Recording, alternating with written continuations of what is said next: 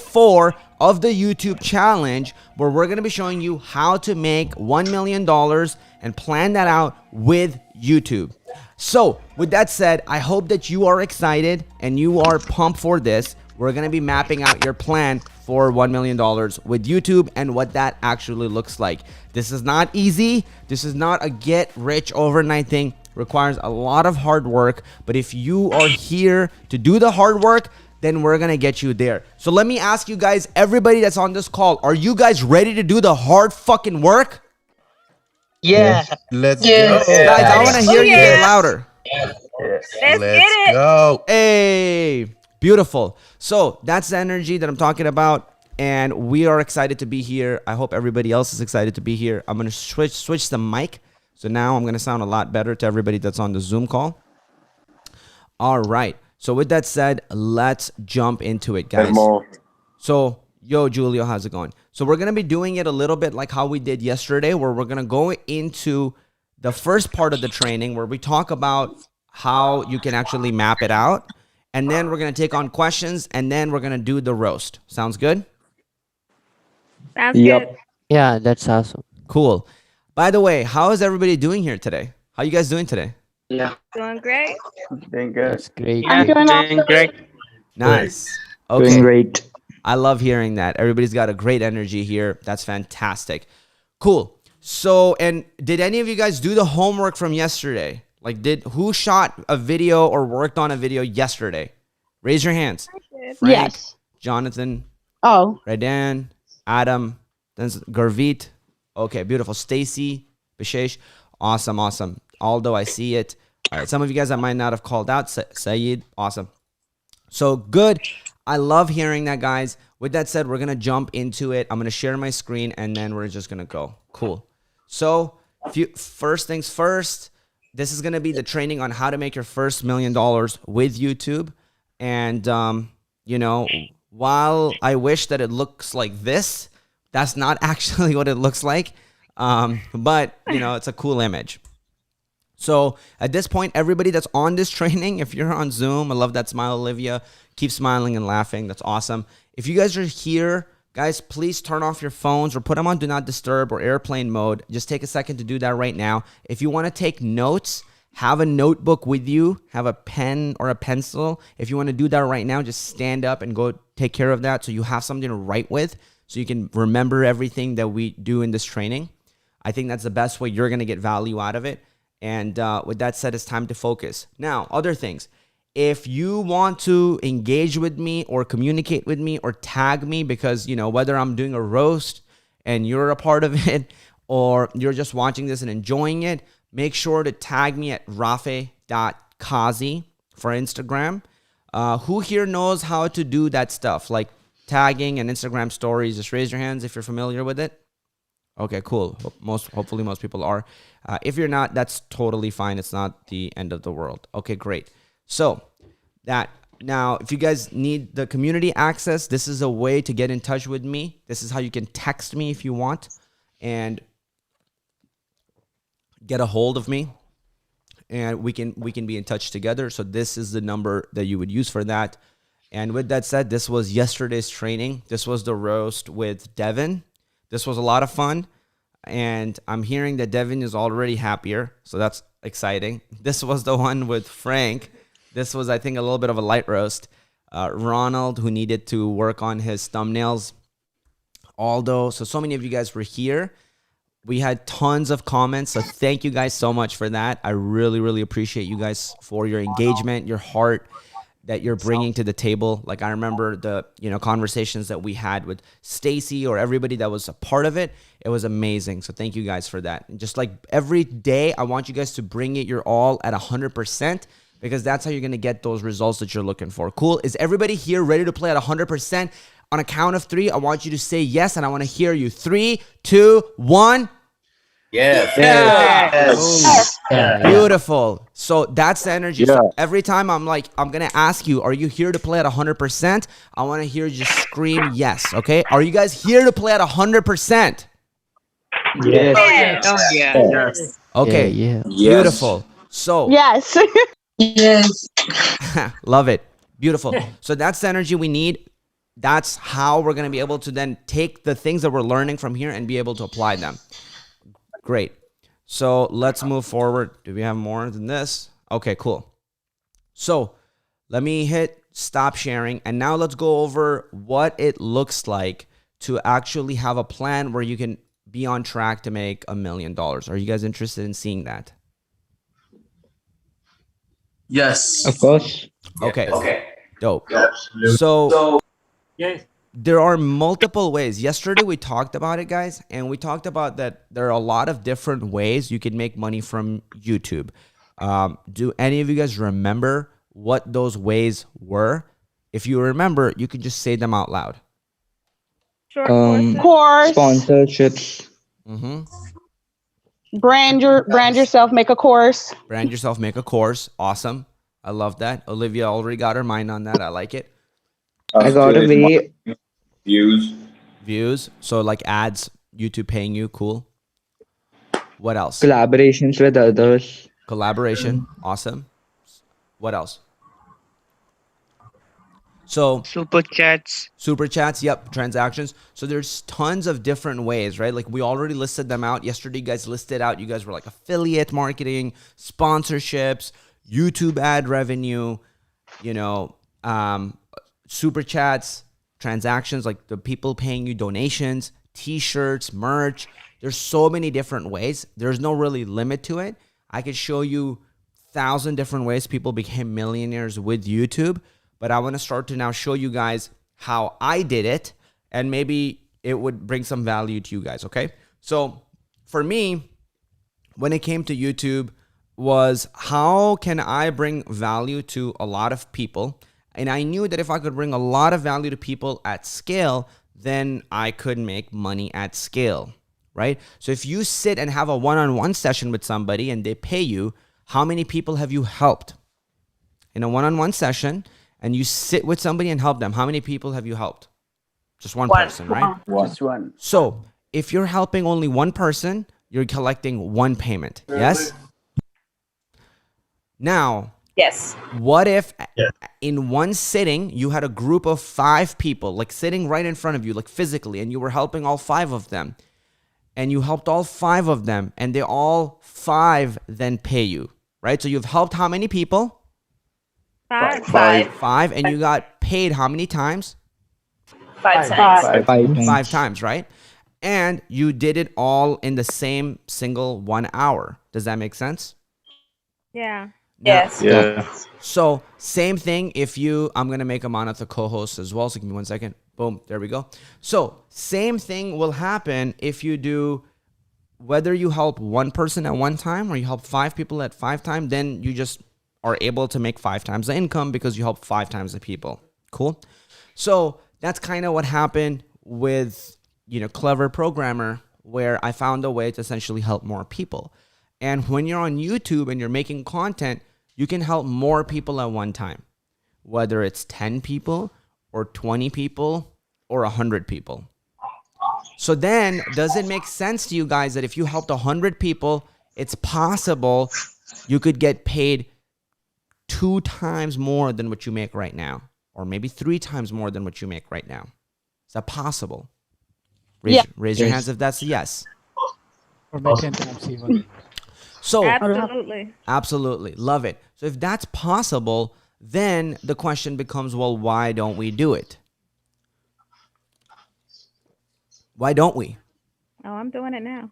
Stacy's doing it. I know Olivia's doing it. I know some of you are on YouTube doing it. So why don't we do it? Maybe lack of self-confidence that we can bring value. Yep. I think that hits the nail on the head. And why do people think that? Like what, for example, just tell me if I'm saying your name wrong. Is it Rocio? That's correct. Okay. So Rocio, like what is it for you that makes you feel that, where you feel that maybe you're not bringing value to people? I guess we live in a world where we're kind of wanting immediate feedback, rather than just doing something, stepping back and allowing it to be. Yeah. We're constantly checking the analytics and we're like trying to say, oh, well, we don't have views, so we must not be good enough. Yes. What she just said, guys, was that valuable at all to any of you? And she won't take offense if you don't raise your hands. If you thought it was valuable, truly thought it was, even that one little nugget, raise your hands or just say yes out loud. Yes. Yes. Thanks, Rosia. Right? Yes. So here's the thing. This is immediate feedback for you because we have a community that is like very positive, and that's right here. When you're doing it alone, you don't hear that all the time. Right? So if you are looking for it, then what you said is true. You won't really get it. But what you want to share, if it's your internal truth, just know that there are people that are going to find this valuable. There are people out there who's actually listening to you and care about what you have to say.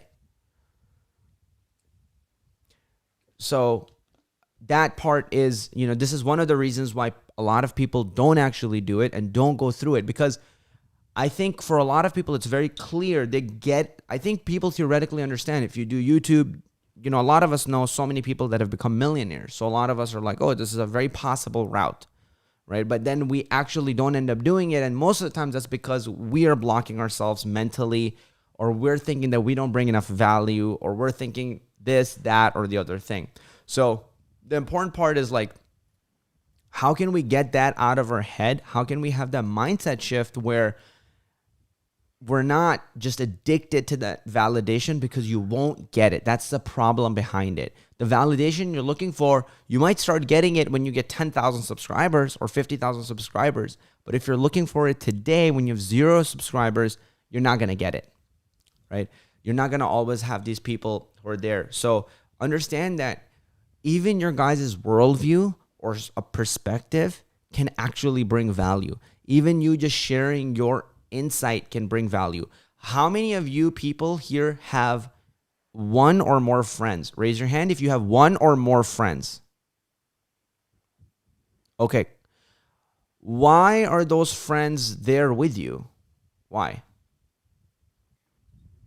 Help you. Personality, things in common. Personality, things in common. They add value to my life. Add value to your life. Cool. Because of my nature. Me too. Because of your nature. What else? So if you have these friends next to you and they're there, are they there because they want your money? I mean, some of them might want free food sometimes, but right? Like, it's not because they want your money. It's not because they need something from you. I think friendships is one of the most pure loyalty, right? Friendships is one of the most pure relationships you can have, because they don't even need anything from you. They're not dependent on you in any way. They're still there. So if you have 1 friend or more friends, then I believe it's possible for you that there might be some other people out there. Do you guys believe there might be some other people out there that are like you or your friends out of the 6 or 7 billion people that exist on this planet? Yes, for sure. Yes. Sure. Right? Yes. So then that's your tribe, right? And take yourself and take your best friend and multiply that. That's your tribe. So it's very exciting, like what's actually out there and what's possible. Even this setting here is my dream. Like literally, I think about it yesterday and I'm thinking, holy crap, we were only supposed to do an hour and a half of the challenge and we went for like 4 hours, and I could have gone for far more, and I was like loving it, right? And like the energy was amazing. Everybody was here and like everybody was engaged. So it's a tribe of people. I'm putting my stuff out there, and then the people who connect come to it. It's kind of really beautiful. It's like finding friends online, and I feel like YouTube is like the best way to do that. And then imagine if your best friend started hanging out with you, and imagine if your best friend started paying you to hang out with you. And then imagine all your friends that hang out with you started paying you to hang out with you. That's pretty crazy life. That's kind of awesome. You're like, wow, like not only now I don't even have to spend time doing this job I don't like. I can literally just hang out with the people I love and care about. How many of you guys would like to hang out with your friends and get paid for it? Almost everybody, right? It's a fun place to be at. It's a place where you're cared for, you're loved, you're appreciated. So that's what I want you to take out of it, that's actually possible for you. That's possible for a lot of people. Now, is everybody going to make $1 million? Probably not. But not everybody wants to make $1 million to be happy, right? A lot of you want to make different amounts of, like some of you might be so ambitious here. You're like, I want to make $10 million. Some of you might be like, hey, if I make 50,000, I'll be happy. Some of you might be like, hey, if I make 10,000 extra, I'll be happy. So right now I want to ask you, what's your number? Just on the count of 3, I want you to spit out what's your number that will make you happy, okay? So here's how it's going to go. I'm going to count to 3, and then I want you to just say whatever your number is. 30,000, 30 million, whatever it is, okay? So 1, 2, 3. $1 million. $1 million. I don't have a number. Did you guys hear that the answers were just all over the place? Yeah. That's what it is. Yeah. But whatever, if somebody said $1 billion or $1 trillion, that's what gets them happiness, right? Maybe that doesn't get you happiness. So that's an important conversation to have and think about. Like, what is the number that you will, like, that's enough and you'll enjoy and you'll be happy with, right? So that's why it's important. And you guys heard everybody has a different number. And I can't force you to think a certain way. Not anybody else can force you to think a certain way. It's also called like a financial thermostat. Where is it at for you, right? And if you said $1 billion, are you working like $1 billion? Are you working hard like you want $1 billion? And if you're not, then you don't want $1 billion.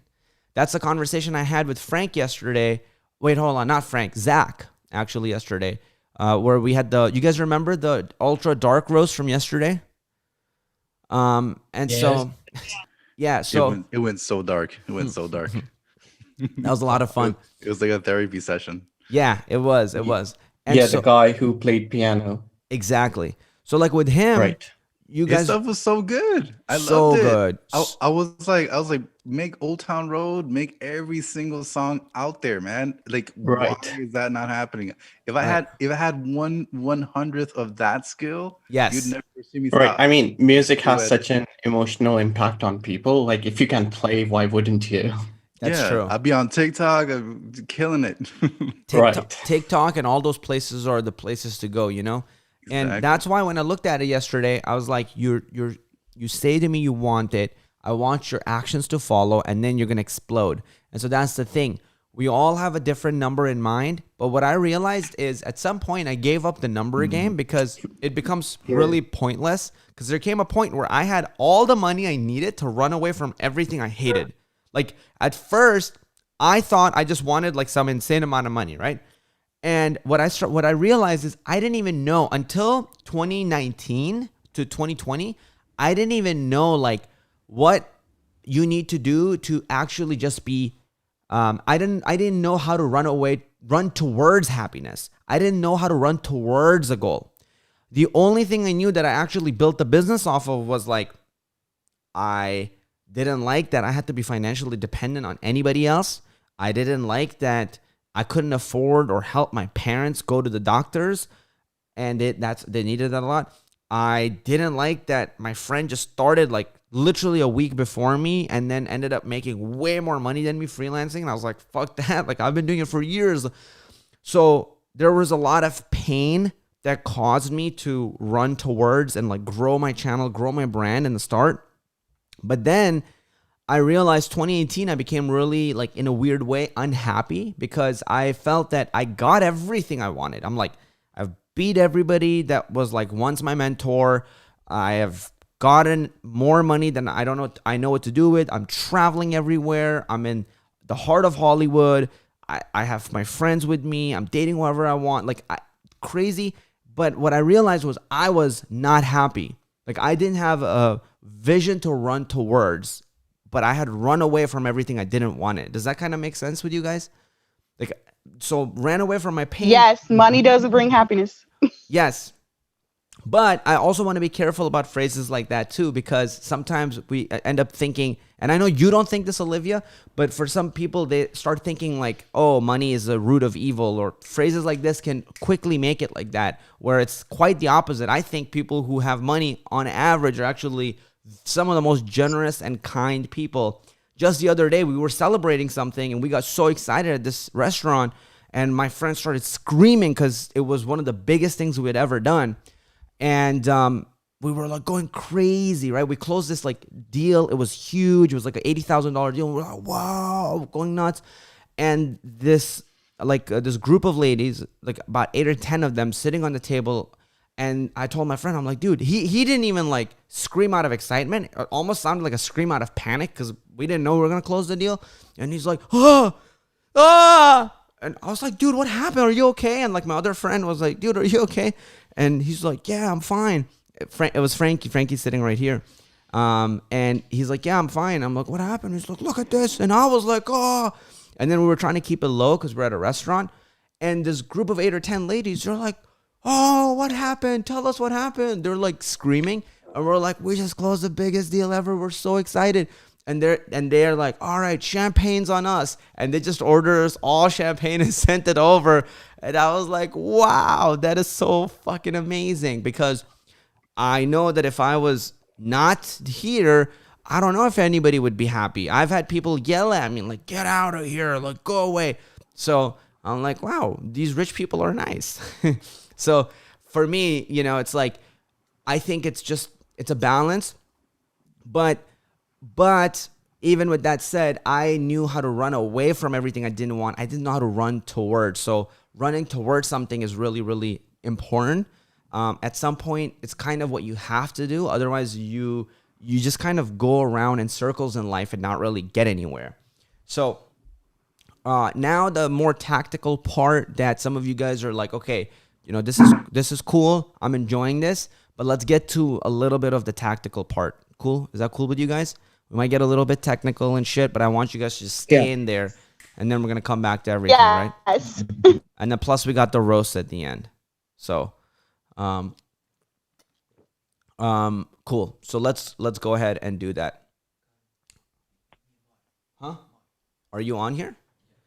Okay. Hold on one second. Frankie, can Amanat make you a mod? Frankie, okay, I see you. All right, there we go. All right, cool. So we're all ready. Let's get into it. So for me,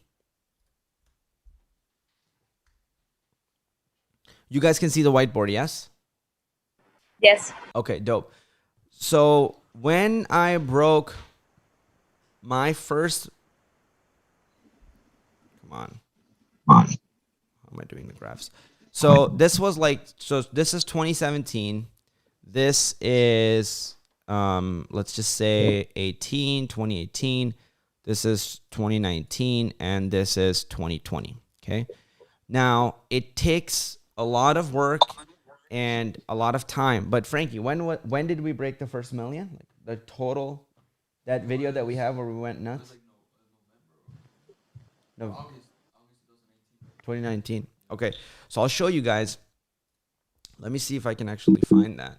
What the fuck?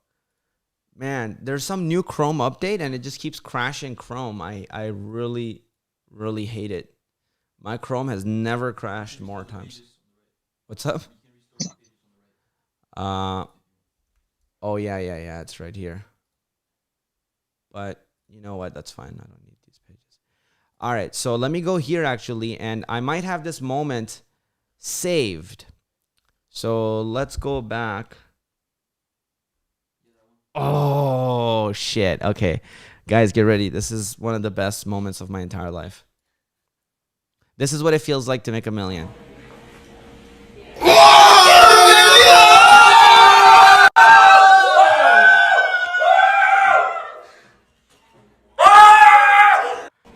So that happens, and then after that, there's not much more. I mean, so that was our moment of when we hit that number, and it was August 15, 2019.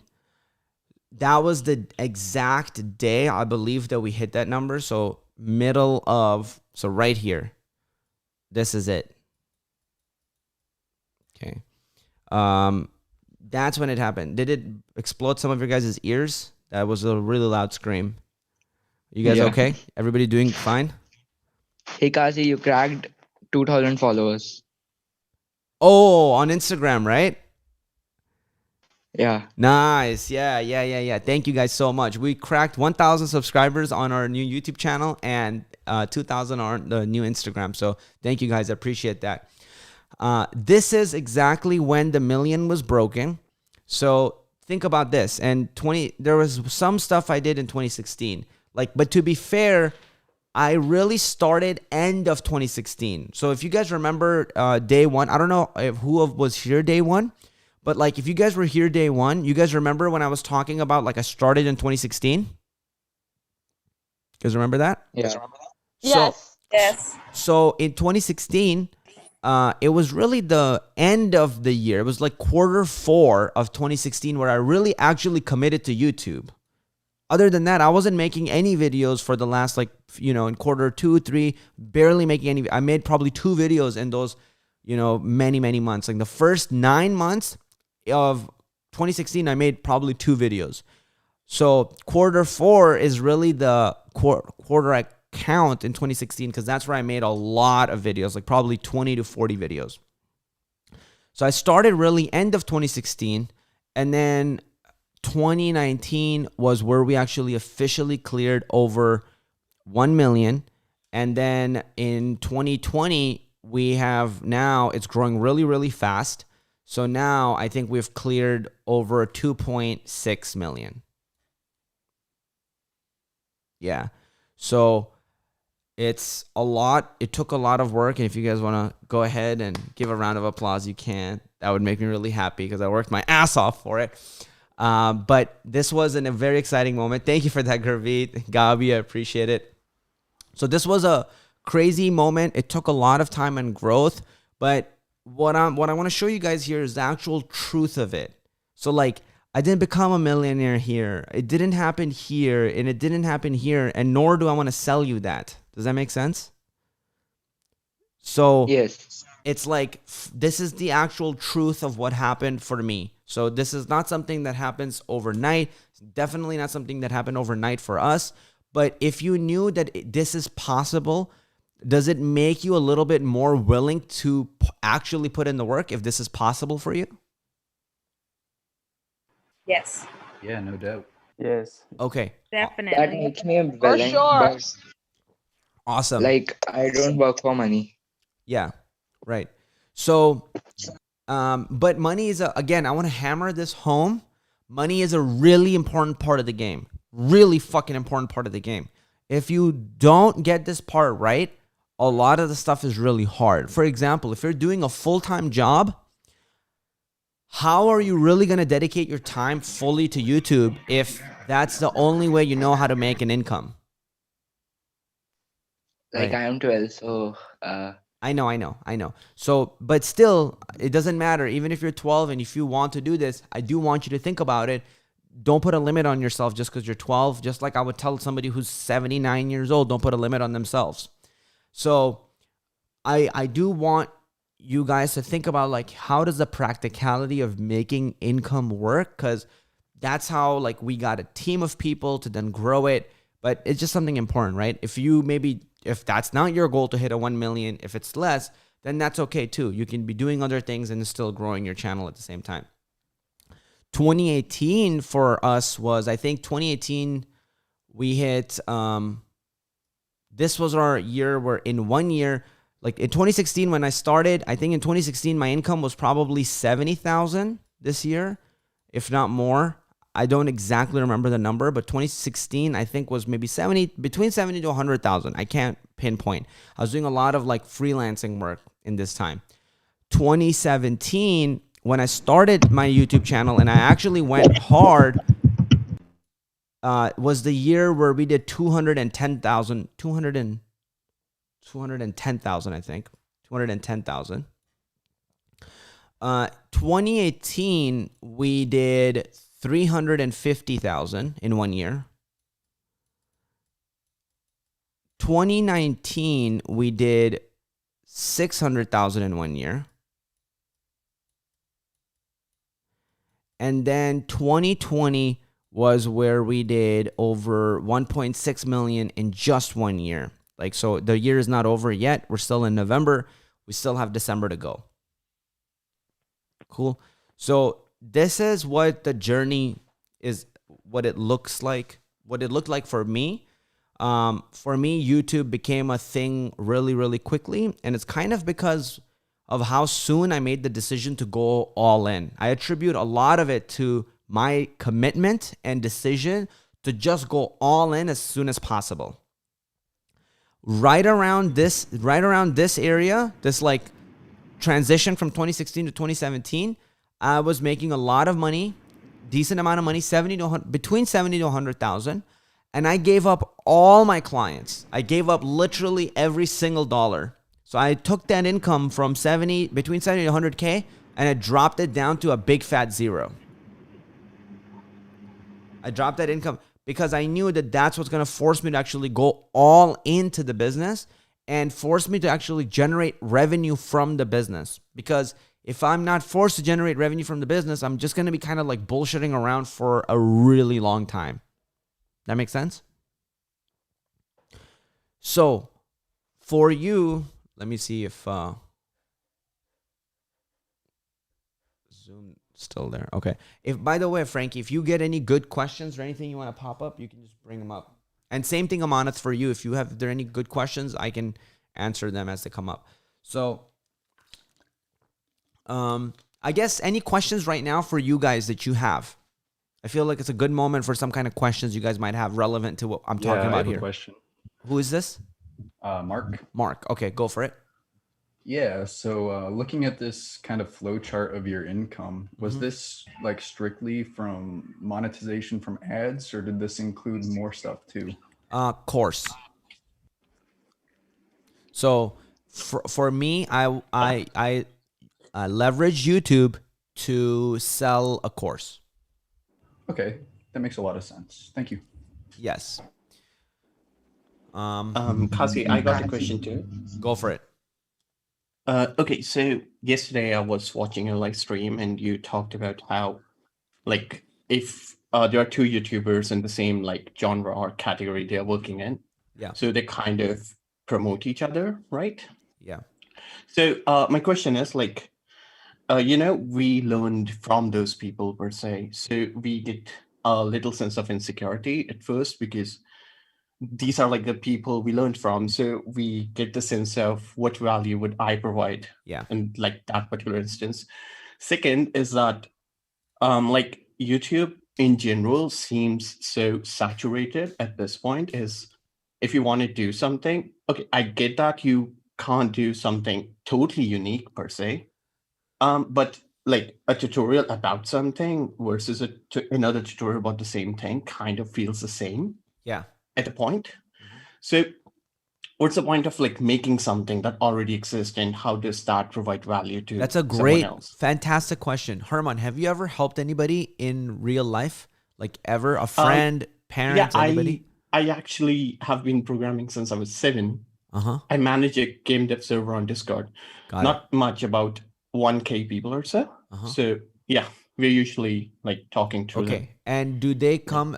So give me an example of like a simple question somebody has asked you that has brought, like that you have answered for them. Give me a simple example of where you've helped somebody.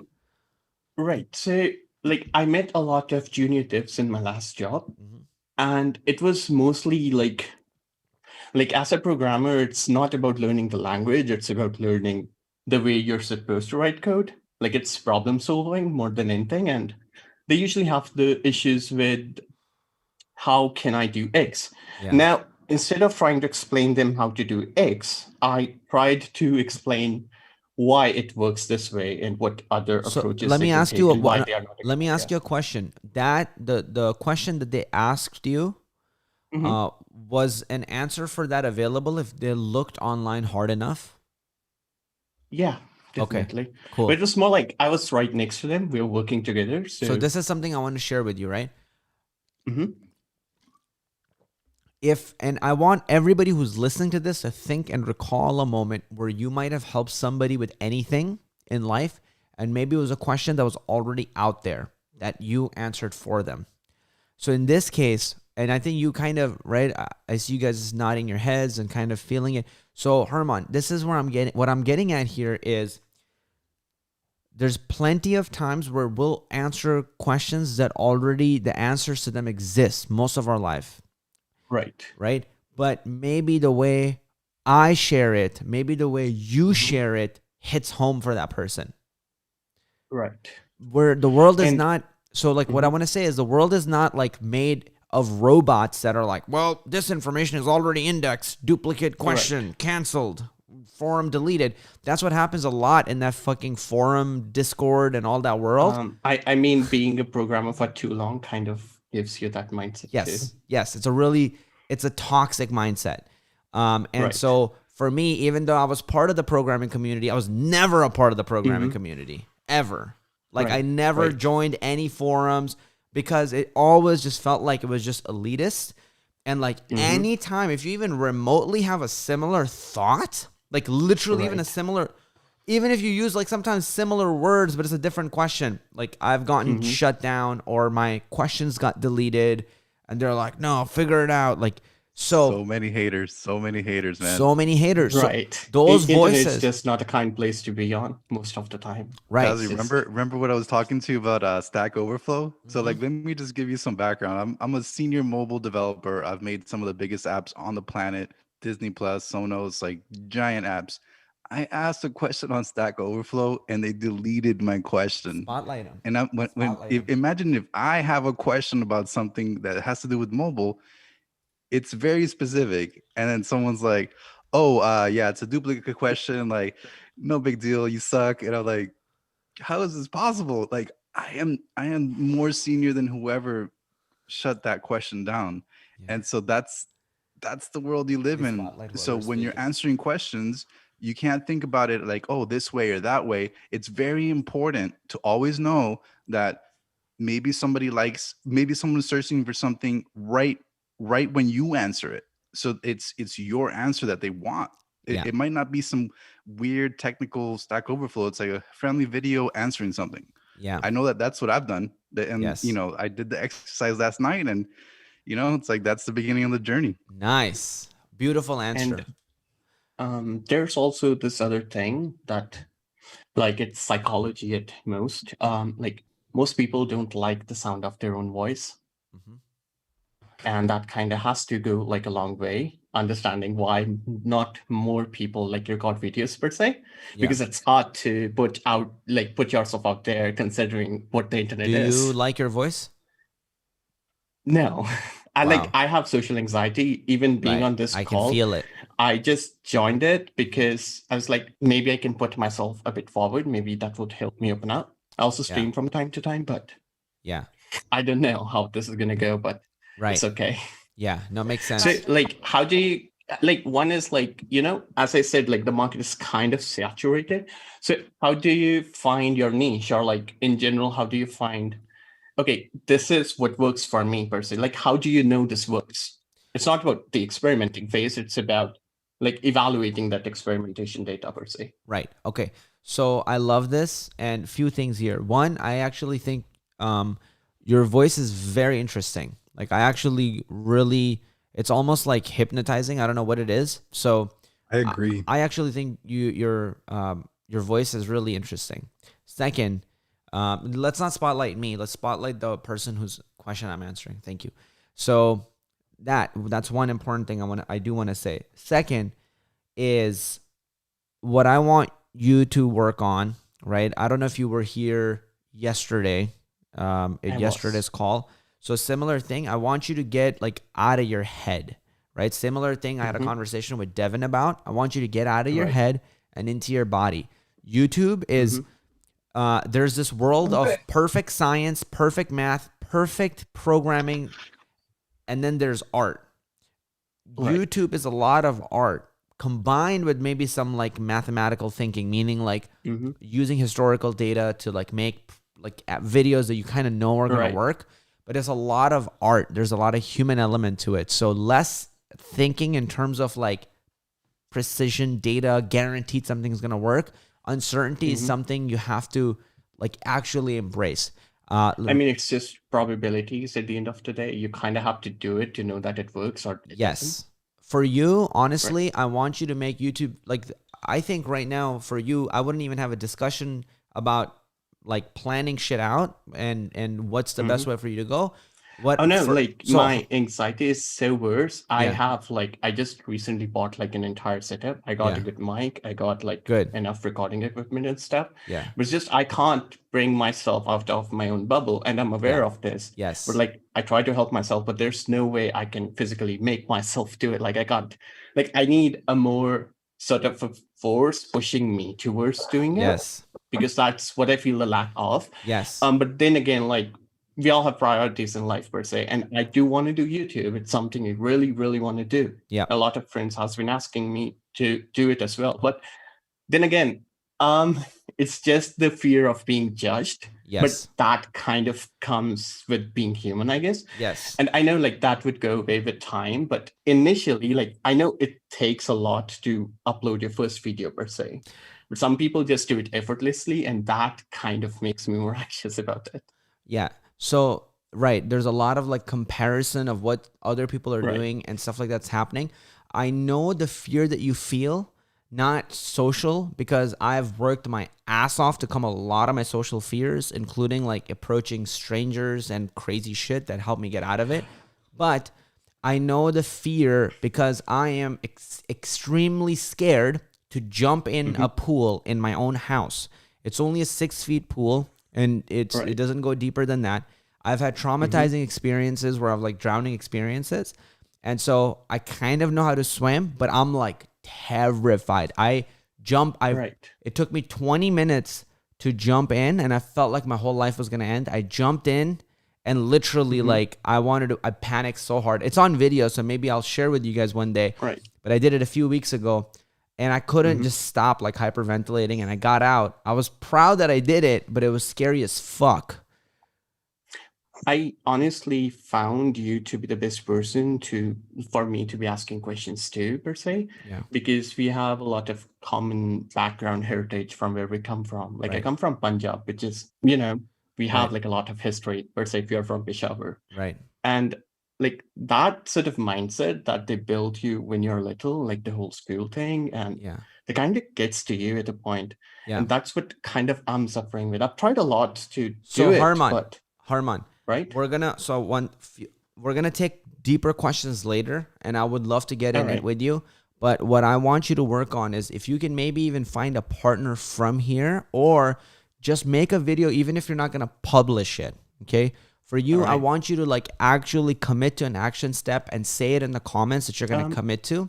Okay, so if it's about commitment, let's do this. Right. I'll make a video by tomorrow, this meeting, and maybe we can show it to others. Maybe that would help a little. Yeah, I think so. Right? Yeah. I can try something. Like I can try putting something to it in a day or so. It's fine. Beautiful. I know how to edit videos and stuff. So awesome. That is exciting. That is really, really exciting. Yeah, like that's exhilarating. Guys, beautiful. All right, everybody give him a round of applause. This was amazing. Armand, if you want to make it even easier, I'll offer to jump on a Zoom call with you, and I'll just ask you questions. Let's do a quick interview, the same way you're doing here with Kazi. That would work great. We want everyone to have one piece of content starting right now. Yes. So let's go. Right. Yep. Okay. Okay. All right, Harman. Thank you so much for jumping on. Appreciate you, brother. Yeah, I'll like let others take the stage. Don't want to hog. Awesome. Thank you. Appreciate it. Cool. So, guys, can you see the screen? Oh, actually, you guys can't see the screen. I need to share it. Boom. Screen share. Awesome. Did you guys enjoy that segment with Harman? Yes. Nice. Awesome. Hey, Kazi. Yes. I just wanted to ask a question. Okay, real quick. Is it relevant to this here? Not this, okay, but to YouTube. Okay, let's address it a little bit later, okay? I'll take on a lot of questions afterwards, I promise. Okay. Cool? I'll take on a lot of questions. So this is, if you guys have a question relevant to this, then we can get into it. But otherwise, just hold your questions for a little bit later, please. What? Wait, did Olivia say something? No? Okay, cool. I think she had background She's noise. trying to say something. Okay. I'm trying. Okay, go for it. Oh. As far as growth, I know you said that to build a brand with YouTube, but did you use like Instagram? I know you said you use TikTok, but did you use your Instagram to actually build your brand on there as well? I didn't start really taking Instagram seriously like late into 2019. Oh, okay. Yeah, so almost every single dollar, almost like 95% of it is attributed to YouTube. Okay. Yep. Okay. And somebody asked me this, when is a good time to launch it? I launched it with like about 10 or 20,000 YouTube subscribers, Cesar. I know you asked me that question. So that's a good place to start it at. Like you can, once you get a little bit of momentum behind you, because I know, because I've done it enough, I know that if you do launch it, it works. It's almost like freaking science. Why I have some people sell something really quickly is because I like for you to see and believe yourself that it's possible. So that's why I push people to like do just a little bit of sales right in the start, so you can like see what it feels like and get that it's real. Like, oh my God, the money is actually in my bank account. Like from this thing that I did online, it's real. I can now calm down and just like focus on the actual work. So that's why I have people do it. But if you can have more faith, then I recommend you like just put out content and grow and wait to actually do the part where you ask for the sale. The longer you can wait, the better your launch is going to do, the more you're going to crush. Cool. So that's an important part of the game. So for me, you know, this was comprised of, I think, I think we did like two product launches that entire year. And then boom, that's actually what happened. And maybe I can show specifically, let me see if I can show this without any. Okay, cool. Let me actually just check. There's a way I can show it in like a good way.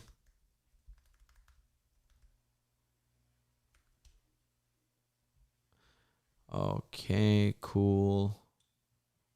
Cool.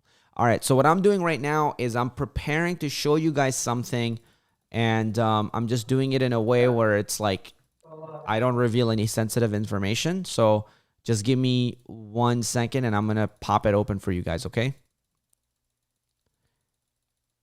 All right, there we go.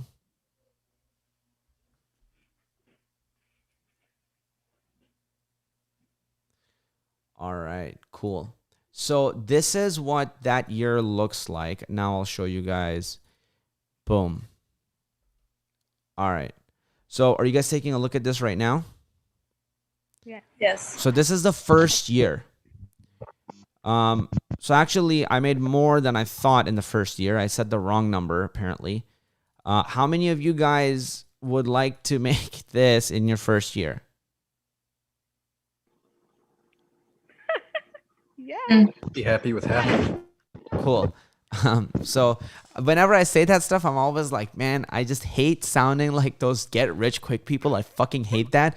So like that sound like, right. But it's again, just to nothing. I hate bragging. So it's really not to do that. It's just to share with you like what I came across. And so I want to just share that. All right. And please don't take it like bragging or anything.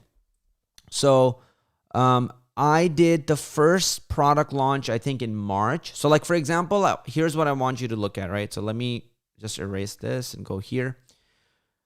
You guys see these like this spike right here and then this spike right here and then this spike right here, right? Yes. Okay. So now what's happening with these spikes is actually this is the first time I'm asking people to buy. This is the second time I'm asking people to buy. And this is the third time I just asked people to buy. Does that make sense? Yes, totally. Nice. Yeah. Now, And what kind of call to action was that? So it's a whole product launch, but like basically the simplest way I can put it is I just ask for the sale. So I'll give you value, and then I'm like, hey, if you're enjoying our thing, like this is our course, you can join it. Now we can get into copywriting at some point, and you can of course get better at the sales process. You can get better at the copywriting process. But the simplest way I can put it, even if you're a fucking you don't want to learn any marketing, you don't want to learn any copywriting, I believe that you might not have numbers like these, but you will still do really good and be able to replace your job by just asking for the sale at some point. Okay. So it's like a product launch. Do any of you guys know brands like Hype? It's called, what is it called? No, not Hype. Supreme, my bad. Supreme. They're so built on hype that I literally call them Hype. But do any of you guys know the brand Supreme for clothing? Yeah, I mean, they just sell because they have a brand. Right. So se. like just tag the logo. They built the brand and they made it so hot, and then they do these drops. So like the whole year they sell only a few times. They don't actually sell very often. They just do these like big drops and that's it. So, and then it's over. So for me, I just do these drops. In between that time, I just shut the fuck up and work and give value. Does that make sense? So like here, yeah. So like here, it's me making zero. So I know that you guys want to make so like here, right? So let's see. This was one of my first weeks I did the launch. So March 2017. So $163, $97, $507, $584, $3,697. So basically, let's just say in 1 week of doing this launch, I probably cleared like $7,000. Is that a good number for 1 week? Yeah? Cool. Yeah, that's baller cash. Come on. So that's a good number. Okay, great. Oh, actually, it was no, I'm sorry. It was actually like $15,000. My bad. $14,000 or $15,000 in 1 week, right? That was the first launch. But who here wants to make $0 for 3 months? I don't. Yeah, Frank is raising his hand. Depends if I have enough money in the bank too. Right.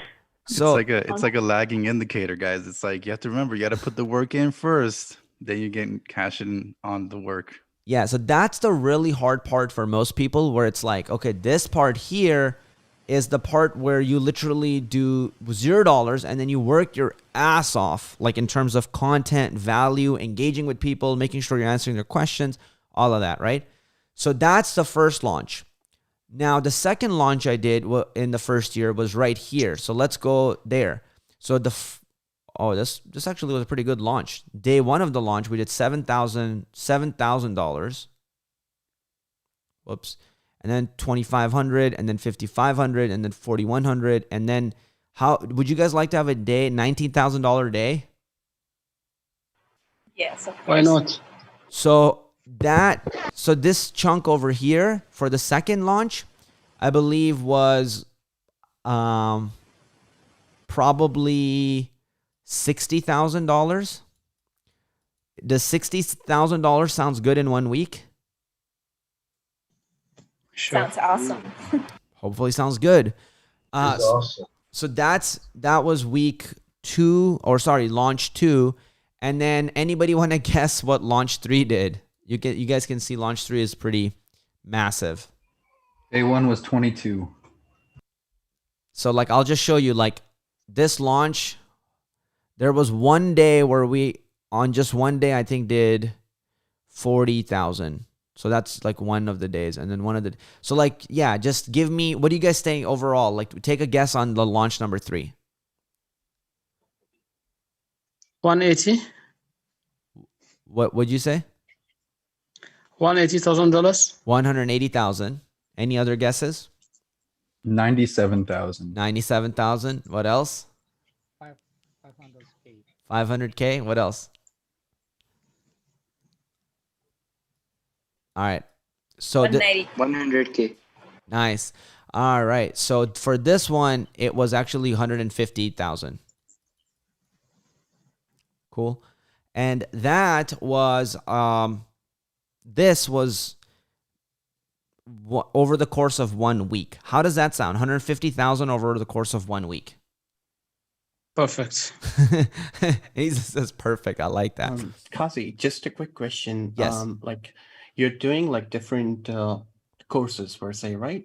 So are all these sales coming in from the most recent course you created? Yes. Or is it like a compound of the previous ones as well?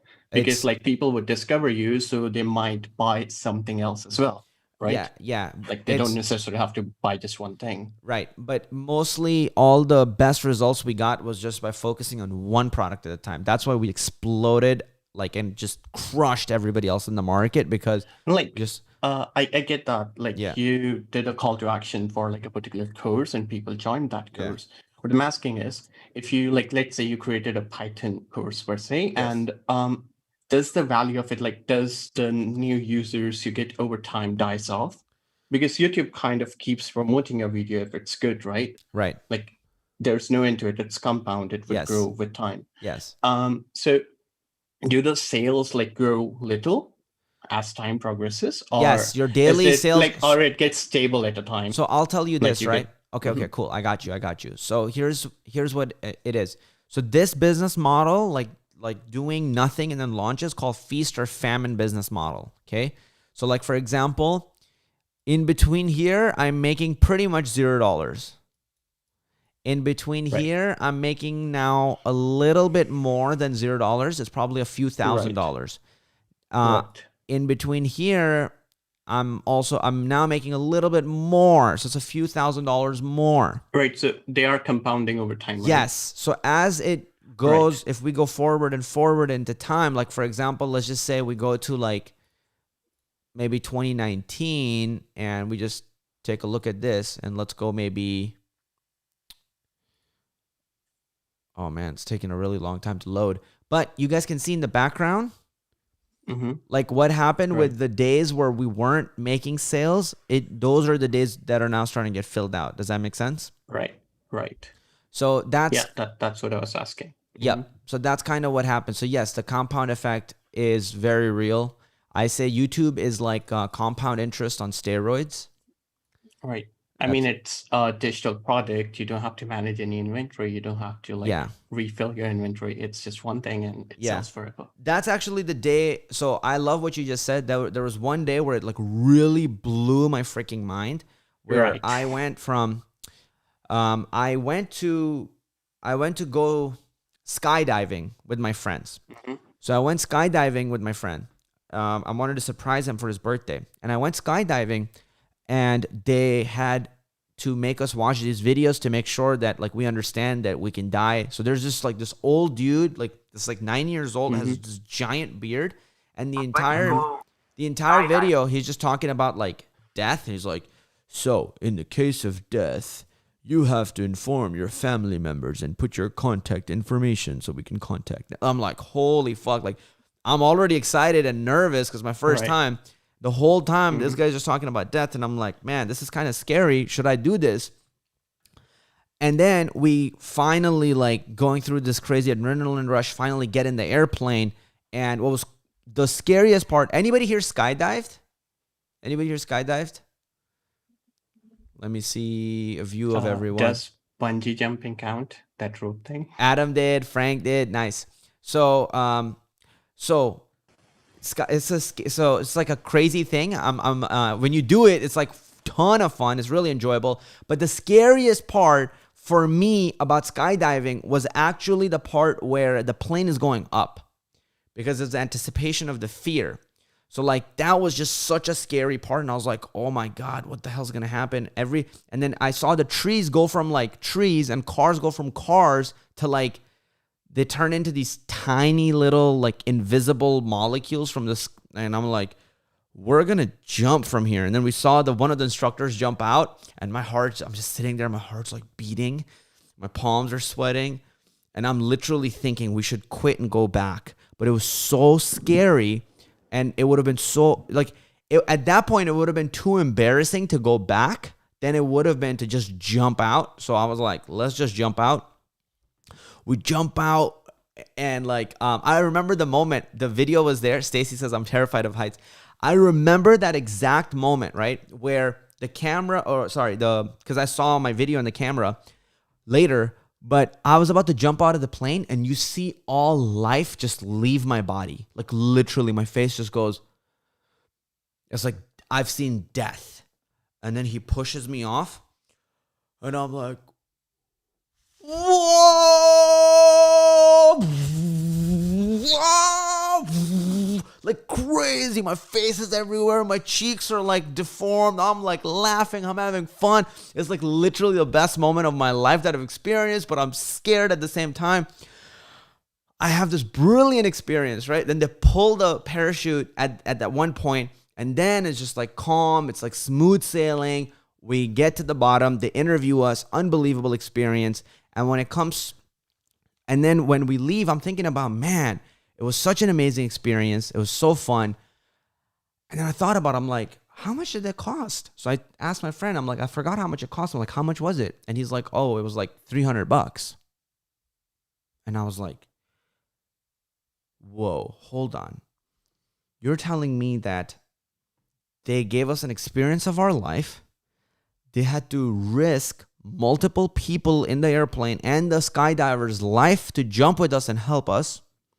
They had to like have an airplane. They had to have like full-time people that are trained, that are doing thousands of jumps. They have to pay them. There were so many things that they had to take care of, and they charged $300.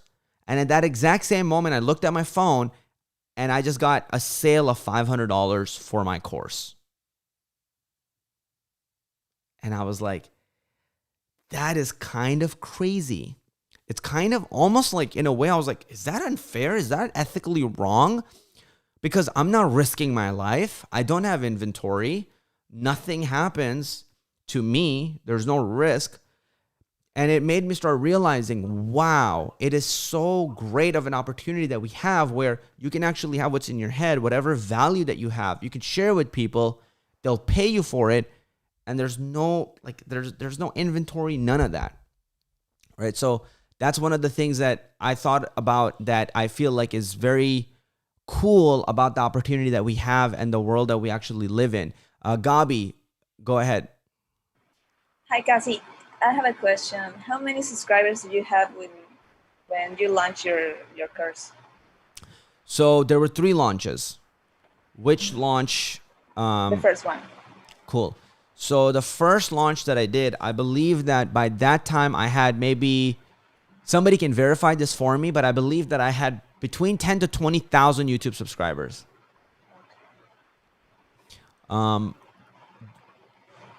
Yeah. I believe that's what it was. And how much did your course cost? So this launch was, the course cost $47, which I realized was a mistake. Like, you should charge much higher, but then just make your course like way better, but just charge way higher. It's like way better to charge way higher. You get higher quality customers. You can give them, like, they're not going to be a pain in the ass at all. And they're there to like be serious and learn and be committed. When you pay attention, right? So has that happened with you guys where you paid a lot for something and then you like really paid attention to that same thing, right? Where you get that same advice for free, people, even when you give that same advice for free to people, they don't really care. They're like, yeah, Gabi, I already know you. That's cute. But then if you charge somebody for it, they're like, oh my God, that was life-changing. So those are the kinds of people you get. It truly changes their life. Supporting them is so much easier and it's a breeze. So yeah, like that was one big lesson we learned, but that was the price of my course at that time, Gabi. Okay, perfect. Thank you very much. You got it. Hey, Conde, I have a quick question. Who is this? Vicente Ramos. Okay, Vicente, go for it. Hey, so I was one of your students from Profitable Prior with Python, and at that time when you made your courses, did you have a team, or did you do like a certain amount of video yourself and then you got the team before? Like, did you get a team after you started making a certain amount of money, or like? That's a great question. That's a great question. So I know to think of everything in terms of skills. Everything, like for example, right? All money is, right? What is money, guys? Money is literally nothing but just a lagging indicator of skill and value. If you develop enough skill in a certain area and then you give that value to somebody, then they give you money back in return. For example, if Olivia is really good at mindset, she has worked really hard to develop those skills. She's probably studied Tony Robbins. She probably has looked at Gary Vee. She's probably studied books, bunch of stuff, right? She talks about the law of attraction. She's had to spend a lot of time developing that skill. Yes or no? She had to spend a lot of time developing that skill, right? Yes. Then she had to spend time giving that value to somebody. And then she just makes money for that. So that's all that money is at the end of the day. It's a skill that you develop. If Gabi has a skill of finances, she had to spend a lot of time acquiring that skill. And then she gave value to somebody and she got money in return. So, right? So skill is the ultimate thing that you need to develop. And then you get paid for it and all of that. So when I think about skills, I'm like, okay, if everything comes down to skills, then what's the most important thing is for me to learn the skill of working with people. Because people are the most important. That's how the ideas come in. That's how all of the breakthroughs happen. So if people are everything, and guys, just one thing I do want to let you know. I see Olivia. Yeah, cool. So one thing I want to let you guys know is we're not done yet. We're going to keep going. But for day 5 happens tomorrow. That's where we're going to create your blueprint. Okay? That's where we're going to create your path to actually crushing it on YouTube. Make sense, guys? So tomorrow is going to be a really important day. Tomorrow is probably the most important day. So make sure that you guys have that already scheduled in. Same time, 11 a.m. tomorrow, and we're going to get started Pacific, right? California time. And if you guys have questions or anything, bring those. Just wanted to say that as a reminder. So Vicente, for me, I realized that just like programming was a skill that I developed, I got paid 6 figures for it. YouTube was a skill I developed and I got paid a lot for it. I knew that people were one of the best skills to develop on my team and learning how to work with them, because I knew that all the biggest people knew how to work with people, like everybody who's created the biggest companies. So I started hiring people as soon as I possibly could. Like literally, even when I had $500 or $50 or $100, I would hire people and work with them. Kazi, hold on, Herman. Right now, hold on, Herman. Right now, it's Vicente. Vicente, go for it. Oh no, I was just saying. Thank you for the answer, and I appreciate it. Okay, got it. Awesome. So yeah, okay. Hopefully that brought you value and you got value out of it. Cool. Isa, is it Isa? Yes, it's Isa bin Saleh. Hi, Isa. Okay, go for it. Hi, Qazi. I have a few questions. Go for it. Okay. One is, how many minutes do you recommend for an average YouTube video? As long as it needs to be. Okay. Yep. So as long as that video needs to be. So if you have a message that is only 3 minutes long, then it's 3 minutes. Okay. If you have a message that takes 45 minutes to come out, then it's 45 minutes. Some of my best performing videos, Isa, I have videos that are at 15 minutes that are at 2 million views. And then I have a video that's 12 hours. Literally, it's a 12-hour YouTube video, and it's at 1.8 million views. Wow, that's great. So as long as it needs to be. Okay, and my other question is a bit personal. Got it. Why did you choose to open a channel with your name, Rafi Qazi? And what do you suggest? Can I open a channel with my name, or with an adjective or another name, which is not mine? Got it. Great question. So for me, the coding channel, it makes a lot of sense for it to be called Clever Programmer. And that's just like, now it's a brand. And so, for example, tomorrow there could be other teachers teaching on there and growing it. Like coding is not something that like is going to be, you know what I'm saying? Like I'm not coding all the time. I'm running a company. Like now I'm running a company. I'm focused on actually impacting people's lives. I don't care if it's me coding and impacting lives, but I just care that I might inspire their developers to create content on there so then they can change lives. My channel, Rafik Kazi, is on my life's journey. Oh, yes. That's why it's called Rafik Kazi. It's whatever journey that I'm on. So like for me, the thing that is the deepest and most satisfying right now is I love inspiring people, which is something that I've always loved. I love teaching. But right now for me, the thing that I'm the most passionate about and I believe in the most is people starting on their YouTube journeys. Like, I understand. Thank you so much. You know what I'm saying? It's like I love seeing what it does to their confidence. I love seeing what it does to their like income, to their business, how they can provide for their families. I love everything about it. So yeah, so Rafik Kazi is all personal and / like my life, like whatever is happening. And then Clever Programmer is a brand for coding. Okay, thank you very much. Yep, you got it. And I have a follow-up question to that. Go for it, Mark. Does your Rafik Kwazi channel also like, do you have intentions for it to feed into your Clever Programmer channel? Like maybe people who discover you as a person will then be like, whoa, this guy's really great at programming. Or are you trying to keep them separate? I mean, I'm not really trying one or the other. I'm just trying to grow them independently and separately. Almost like imagine two kids, right? Like if you have two kids, you don't necessarily want the little brother to just like follow under the shadow of the oldest brother. You really want them to be two unique individual people that do their own thing. That's my long-term goal with both of the channels. I don't want them to worry about necessarily having to even know about each other. They can just like, they should be both good enough to grow from each other. I think from Clever Programmer, it's really awesome that from Clever Programmer, there are a lot of people that are jumping into the Rafik Kazi side.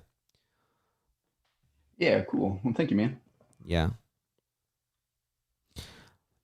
Cesari says, Kazi, what do you think of Udemy? And Cesari, you can jump on. Somebody can spotlight you. Says, what do you think of Udemy? It's nice, but for me, hard work can't be paid 10 to 12 euro. Precisely for this reason, my question is, how can you fight this platform? You make your own platform, which is essentially, is Cesari here? Okay, he's not here, but I'm going to answer his question. I mean, wait, he literally just asked. Yeah, he's not on video. I asked him to turn video on. But I mean, he should be, okay. Got it. Okay, so that's fine. I'll answer this question. So what do I think of it? I think you need to have your own platform. Like if I'm on Udemy, I'm at the mercy of Udemy. I don't get the email list. I literally, like the number one most important thing is the thing that differentiated me is I used YouTube to grow my email list. Okay, so this is something I want to share with you guys because I think we're in the important sections of this call now. And so I want to actually share more advanced strategies that I alluded to yesterday. So let's go to my videos and I'll go here.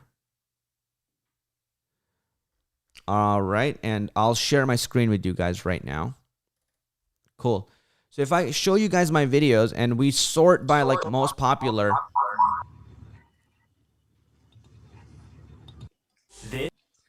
So in this video that got about 2 million views, the most important thing that I'm doing here is this right here. You guys see this thing here?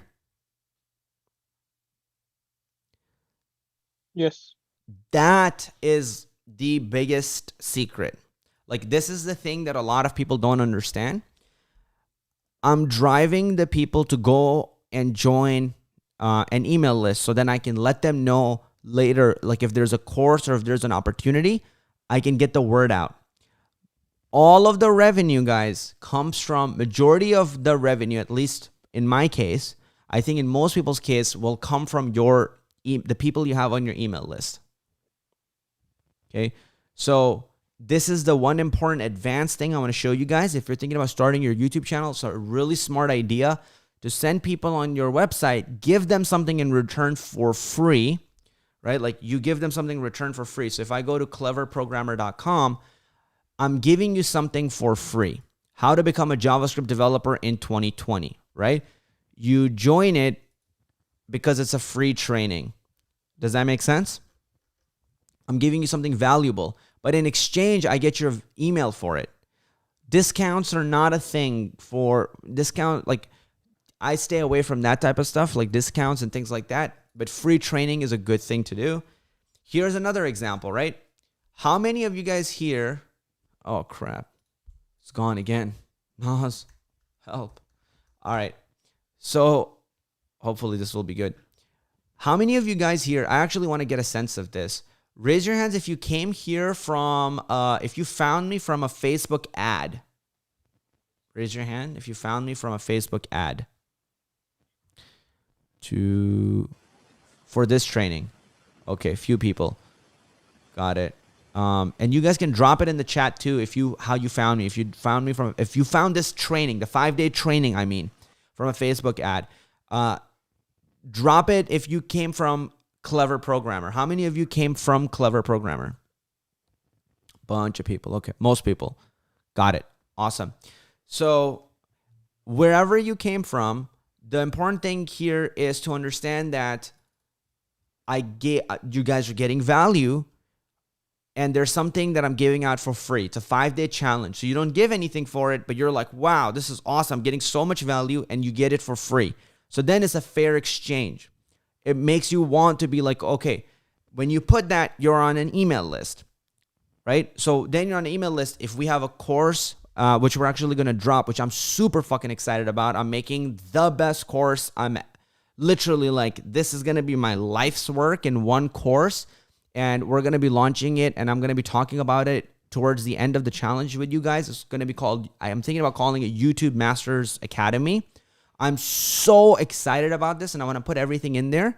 But those of you who are interested in going further, you guys are going to jump into that course. Those of you who are not interested in it won't jump into it if you don't feel like I've given you enough value. But the whole point of having the email list is it gets the word out. Does that make sense? And I'm not blocked by YouTube. I'm not dependent on Instagram. I'm not dependent on that necessarily. Email list it allows me to connect with you directly. Okay. So this is one like advanced tactic that I wanted to share with you guys when it comes to you actually growing a YouTube channel is build the email list from day one of your channel, like from day one. If you do that, that's a really good idea. A tool that I recommend that you guys use to build your email list, we use this tool. I recommend using ConvertKit. There are many other tools. This is the best. Just take my fucking word for it. I know every goddamn tool on the planet. I've been through every rabbit hole you can imagine. I know the insides and outs and every automation and every fancy tool. Like, I have exhausted myself going through it. So if I can help you just make a decision fast and simplify your life. Like, I had an email tool that I had to pay $48,000 a year, and it was awful. And it was a nightmare to then like pull myself out of it at a later point. So this is the easiest one. This is the best one. I believe that it lets you get started for free. So I would highly recommend using ConvertKit to build your email list and get people on there. People are, okay, so somebody said I came from email. All right, I found it from YouTube. YouTube, Clever Programmer. All right. MailChimp. Oh, somebody said using MailChimp. Yeah, get off MailChimp. MailChimp sucks. Like, don't be on MailChimp. It sucks. I mean, all right. If you were a human being sitting face to face, I'd probably say it's okay. MailChimp is all right. If it won't take too much energy for you to get off of it, then get off of it now. Yeah. So that's kind of the actual answer I would give you if we were sitting face to face. And yeah, MailChimp has like some funny stuff with like how the duplicate lists and yeah. All right. Found from Instagram ad. Awesome. Yeah, even I would recommend ConvertKit, guys. I know about Mailgun, I know about Spark, whatever. I know about like all of the platforms I've went through, like Entreport and all of them. This is the easiest one to use, so I recommend it. At the end of the day, decide whatever you want. This is my personal recommendation for you. This is a good one. The other thing I would recommend, guys, is for you, here are the steps, right? You have to make, so here are the steps for you. You got to have a YouTube channel, okay? This is what your road to 1 million looks like. If you guys want to take notes at this time, it would be a good time to do that. So, YouTube content. This is your number one and most important step. If you fuck up every other step, including like not having a product, not building an email list, you will be golden. You will still be golden. If you don't get this part right and you don't put this part on a pedestal, no matter how much I help you or you get fancy in business and marketing, that's gonna be hard. Okay, so that's step one. We'll take questions later, guys. We're gonna take questions later. So step one. Step number two is, if you actually want to make the sale, guys, how can somebody pay you? What do you need for somebody to pay you? Or actually, before we get to the payment, before we get to the payment part, let's get to the part. So that's the right answer. I just asked the wrong question right now. So second part is you need to have a relationship with the people, a way to communicate with them. All right. So this is a thing we just talked about right now. So number two, we need a product. Client list. Well, yes, client list. Okay, cool. So that's the second most important thing. So I will say email list. Client list, prospect list, you guys can call it whatever you want. So this is step two of something that you're going to need. Okay. YouTube content, build your email list. If you own the email list and tomorrow YouTube gets destroyed, Facebook gets banned, Instagram gets shut down, TikTok gets blocked in America, you're going to be fine. You're always going to have a business. You're going to be completely fine. Email list is yours. Nobody can take it away.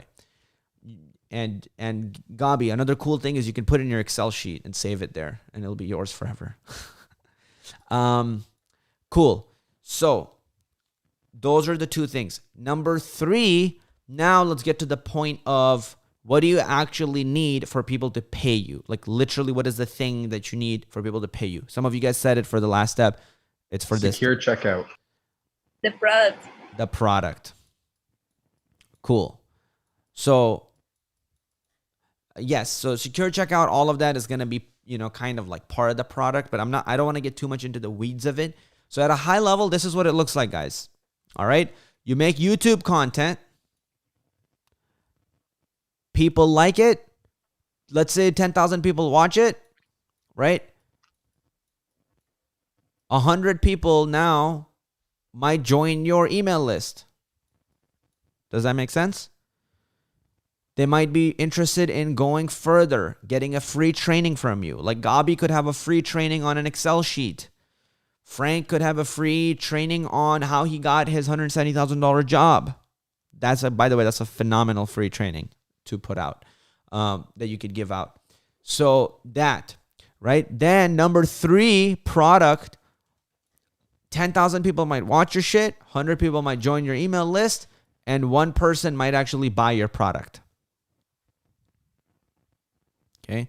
And this might actually mean for you, whatever, $297, $597, whatever, right?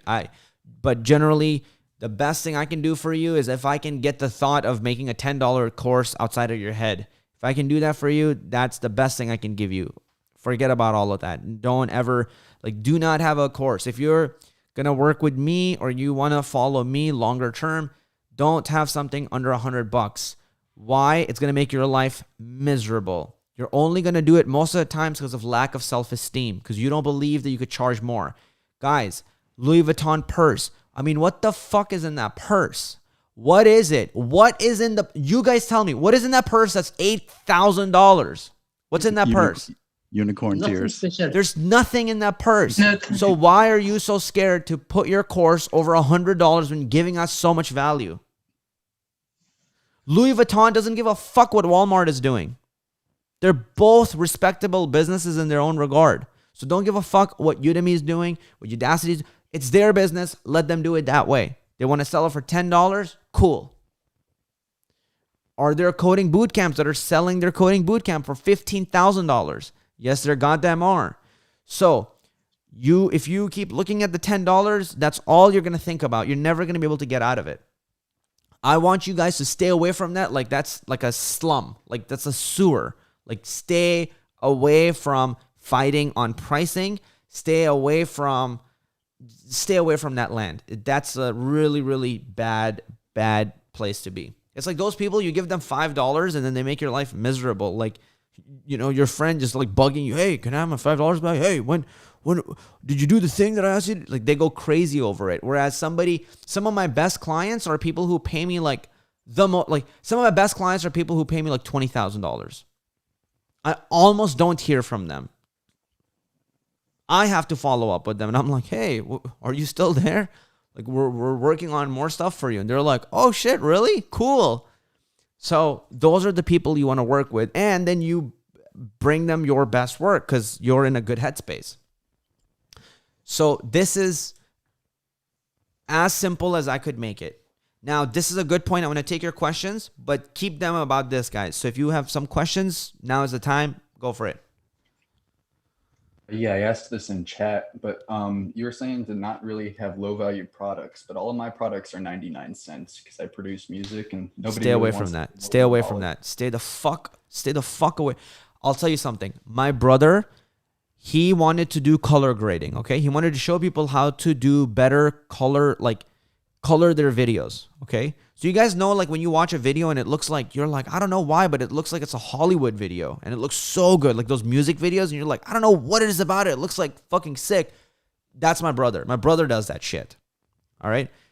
So he wanted to start when he was, I inspired him to get to doing YouTube, right? That was my first thing that I helped him with, like inspired him enough to do this. So he got started. I'm like, yes.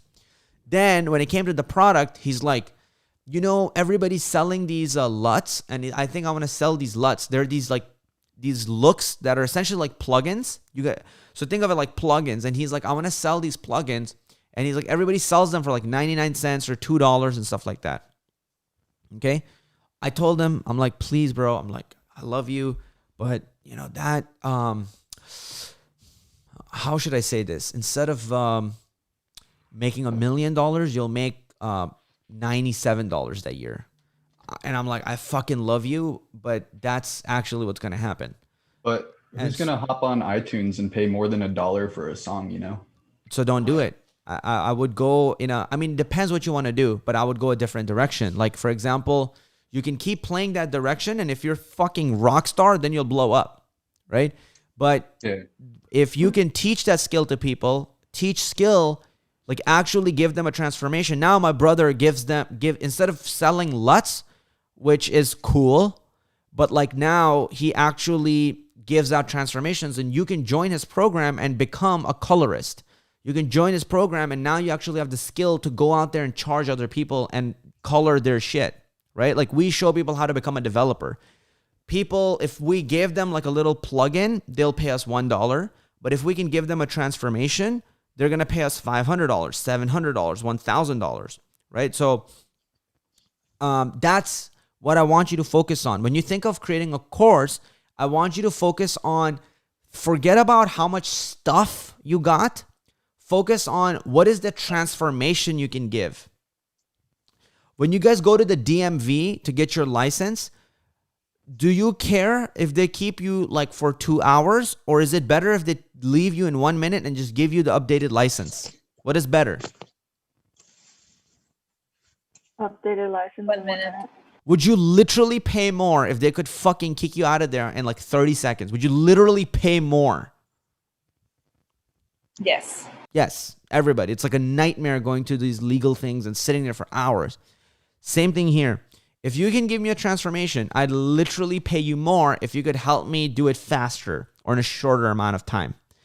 So meaning you don't need to have 100,000 modules in your program in order to justify a price. So that's the thing that I wanted to say. Okay. For you, Mark, I would go keep pumping out your songs. But I think that if you can teach other people that skill, that actually might be one of the most valuable things. Now, I don't know, maybe you're not into wanting to teach it, which is fine. But just know that if you were to teach that skill, you could charge 500 because you can then create a transformation in people. But for a song, you probably cannot charge 500. That makes sense. Mark, it's like, imagine like I want to learn how to do Ableton, right? I want to make Old Town Road on Ableton. Show me how to do that. That's a course, right? Okay. Like the finished product is like, hey, here's a remix of Old Town Road. Yes. Not as exciting. That exactly. So That like mindset. that's money right there. So like, for example, you could be like putting on TikTok content where you're like Old Town Road and that's your content. And I'm watching that. I'm like, fuck, that's amazing. I would put all that shit out for free and not charge for it. And then in my course, I'd be like, I literally show you how I made this, how I made the Old Town Road, how I made this other song, how I made this other song. And I'll give you a breakdown and people would actually want to pay to learn how to do that. Like I've paid for that. So yeah, you know what I mean? Like that's a Yeah. course. It's Another. like, some help. I don't know what the heck I'm doing. I'm a beginner at it. So that's what people will pay for versus like a finished product it's great. You can, I have friends who are producers who also sell, basically like the Ableton pack, right? All the song and all of the, I honestly don't know what it's like the files to make the songs. They do sell that also, and they license things out, and they do pretty well there. And it's not 99 cents for sure. It's right. It's $100 and that right. sort of thing. Yeah, awesome. So yes, I agree with that. That's right on the money. So hopefully, Mark, that helps you out. We're gonna go on to another question, and then I want to keep continuing with this training. All right, guys. So I want to make sure that just if you guys have questions right along these lines, what Mark asked, I'd love to take them on. The other questions, I'll take them on a little bit later. Okay. So that's this. Go ahead. Go ahead. Kazi, your thoughts on like Patreon and stuff, No. Because like some people do like projects don't share their source and the source is kind of behind a payment wall per se. Yeah, I mean, like I'm not a fan of Patreon. Like literally it's the same thing, right? So like, and Mark, my brother actually did go on to make $1 million.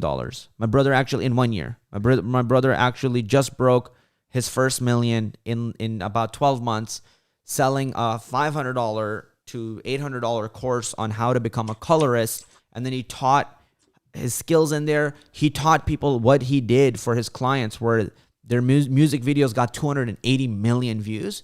And he breaks that shit down in his course. Nice. And he's putting out all the content out there for free. So I do want to share that because that was the difference. If we went the route of selling a 99-cent thing, I swear to you that he would be at $8,700 in the whole year or max $12,000. Max. So I want you to think about that. Mark, just to add into, if you want more ideas for your channel, if you just don't want to put like songs on your YouTube because copyright and stuff, maybe you can do like a breakdown of stuff, like how was the song created instead of like not teaching them to create it, but like these are the drums, this is the bass, these are the snares. Yes. Or like what makes the song special, stuff like that, I think that would be important. Breakdowns like that. Awesome. Right. All right. So let's continue with this, guys.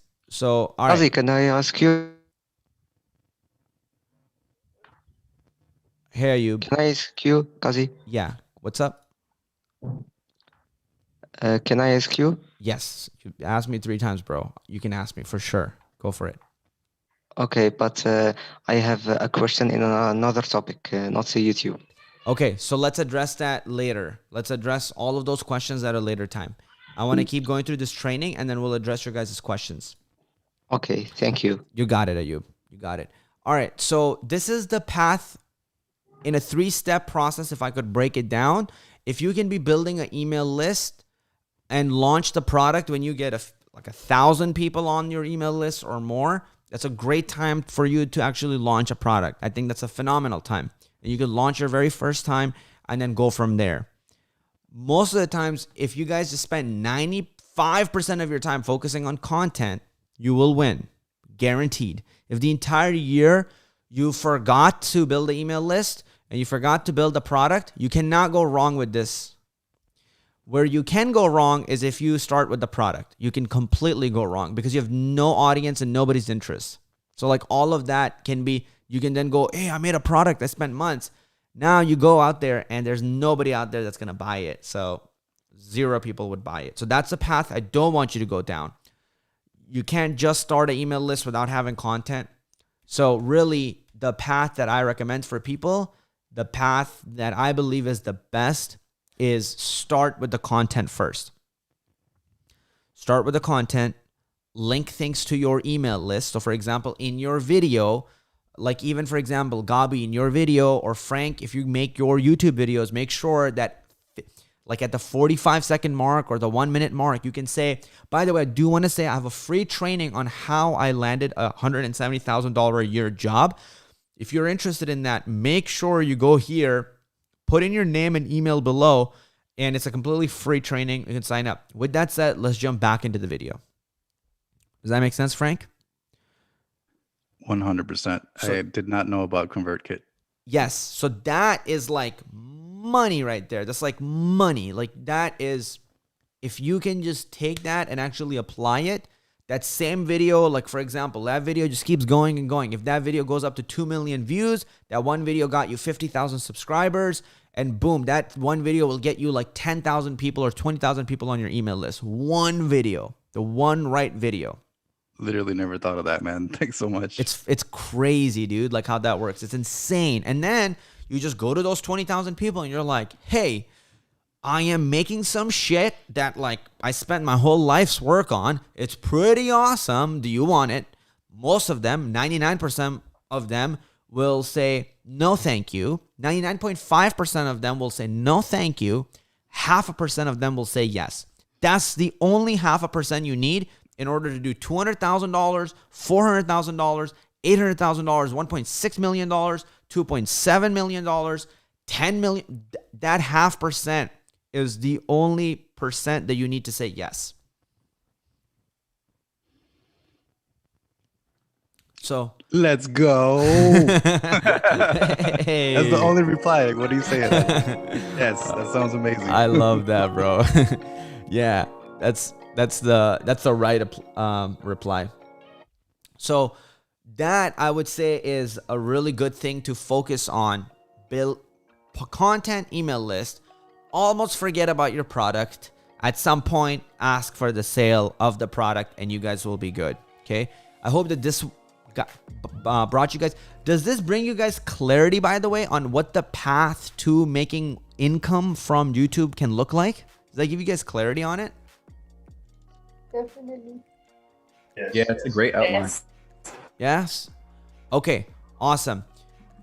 Because it's one of those things that's really hard for people to go, hey, what is the best way to monetize? What's the best way to do this? What's the best way to do that? And I think a lot of the other ways are really complicated. But if you can have something where you can share with people and charge for it, I believe it's the fastest way to get to your, like, whatever your goals are. Like whether it's your income goals, business goals, whatever. Okay. I'm just reading the chat. Cause your thoughts on monetizing channel videos. Yeah, I monetize most of my videos. It brings in a little bit of revenue for our channel, but because a coding channel, it's very little revenue. I mean, it's $4,700 right now that we're making every month from it. But you know, yeah. So, but like how many views we're getting, we should really be getting like way more revenue if we had a higher CPM. So if we had a channel on finance or something, then the revenue is way higher. Like Graham Stephan with this. Graham Stephan, because he has a channel on finance. For the same shit, I get $2,000 in a month. Graham gets $200,000 in a month for that. So, yeah. So his ad revenue is like pretty nuts. Okay, I'm looking at some of the questions. How to use the email list? Use it as a link to both the content and the product? No. So that's a great question. The email list is only for, I'm going to give you a free training. When you give me your email, you get the free training. That's it. And now they're on your email list. The only number one goal of anybody ever going on your website is for them to give you their email. That's it. That's all your website's purpose is. Your website's purpose is not for your website to look pretty, is not for you to have a nice logo, not for you to build your self-esteem, not so you could share it at the dinner table. I'm launching a business. Take a look at my website. None of those are reasons to have a website. The one and only reason for your website is so people can go to it and they can give you their email. And that's it. That's like where your website will start. That's where your website ends. Pretty weird thing, but that's all your content on YouTube, website, so they can get you can get email, and then you're good. Kazi, how do you send email to us? What service? ConvertKit. That's how I send you guys emails. That's how you guys got the email from today. I hope you guys got an email today. But that's where you guys got it from. Who's coming here from, by the way, who's coming here from the text that I'm sending? Is anybody able to use those? I want to get a sense of, like, just raise your hands and keep them raised if you saw the text, or if you opened the text or you saw the text. So I see Adam. Keep your hands raised the whole time. Rocio, Stacy, Matula, Kayod, Julio. Okay. Misha, Xavier. Okay, cool. All right. All right, you guys can put your hands on. Thank you so much. I just wanted to get a sense of it. So it seems like it's a pretty good percentage of the people that are getting the text or responding to it. So that's something I'm experimenting with, but I love how it allows me to, like, just connect with you directly. Like yesterday I saw something from Julio and I just, like, actually responded to it, you know, and, like, it's just one-on-one, like 11:30 p.m. And I'm like, oh, that's easy. Just respond. Whereas from email, that's, like, really, it's a little bit harder. Text is not ConvertKit. For text, the service I'm using is called Community. It's like bleeding edge. I've had to go down some weird rabbit holes to discover it, but it is the best. I was using Superphone before, and it was ridiculous. It was like $300 for one. Like, if I added, it would go from $300 to like $380 if I just added an extra exclamation mark at the end, like literally an extra period at the end. It'd be like, boom. Like, each text would cost me between $100 to $500 to send to people. So, like, if I had to invite you guys to the training, it would cost me like $400. Like, literally, to tell you guys, hey, there's a training, it would be like $400. I was like, Jesus. So Superphone, I'm running away from. Community is much better and much easier. Guys, another service, probably the most important one if you are thinking about launching a course.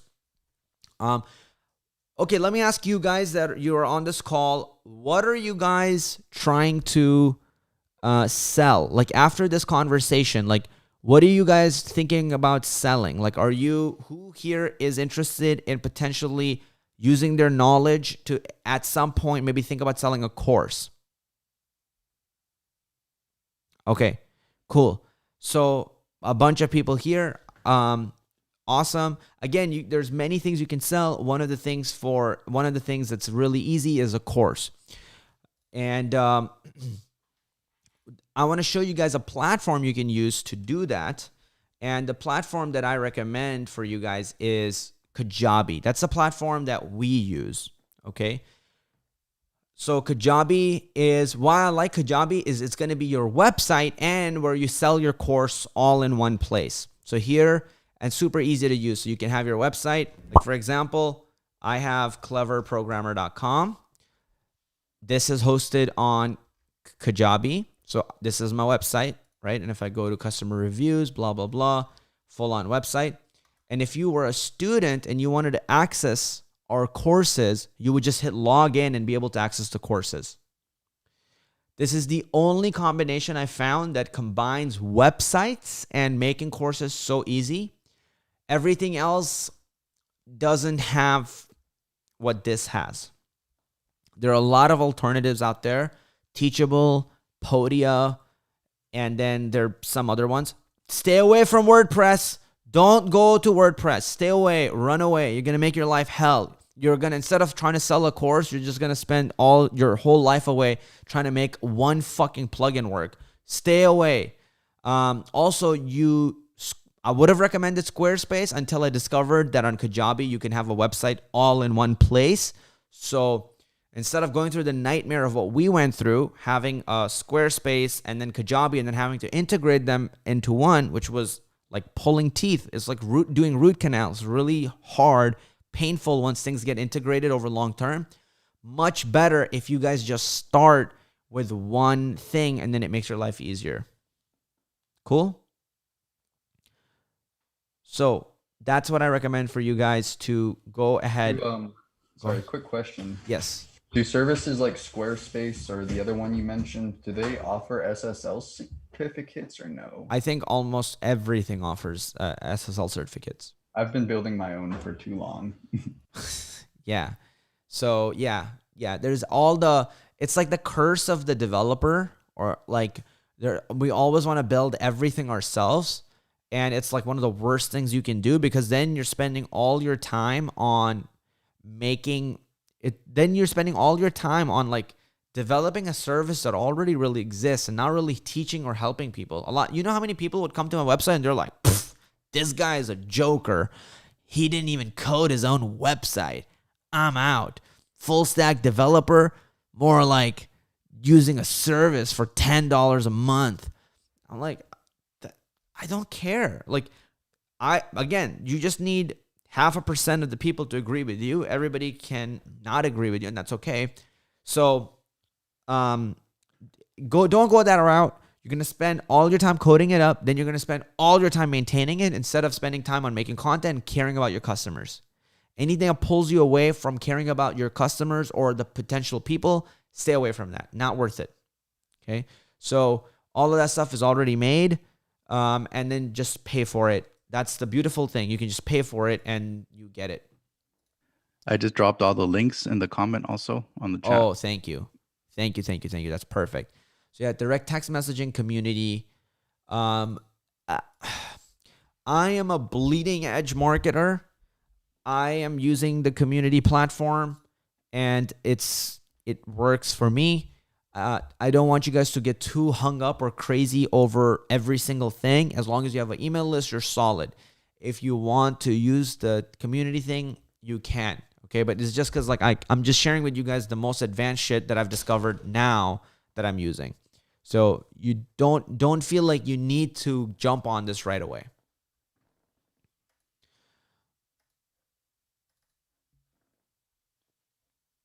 All right, awesome. Cool. So those are the resources that will help you get started in your journey. Those are the resources that hopefully will make your path much easier if you're about to go down this path. Because if you get started with the wrong things, it's so painful. I remember trying to put a course somewhere, and nothing I would do would just, I'm like, guys, I'm literally just trying to create something that I can sell. Why is it so hard? Why do I have to code shit up? Why do I have to discover these plugins? And so everything was really, really complicated, and it took all the time and energy from me actually making content, me actually providing value. So avoid those rabbit holes. Pick the simplest platforms for me. They're ConvertKit for email, Kajabi for hosting course and website, and it makes things really, really easy. And yeah, and then for payment processors, if you're trying to collect payment, because at some point people are going to want to pay you. So, whether you're making a course on finance or programming or on music, you're going to have people pay you. So the payment processor I recommend are 2. So here's what I recommend, and you guys can write these down. For payment, you guys need 1, Stripe, which is the best payment processor. So get a Stripe. You have Stripe already, Stacy? Oh shit, nice. And then the second payment processor you're gonna need is PayPal.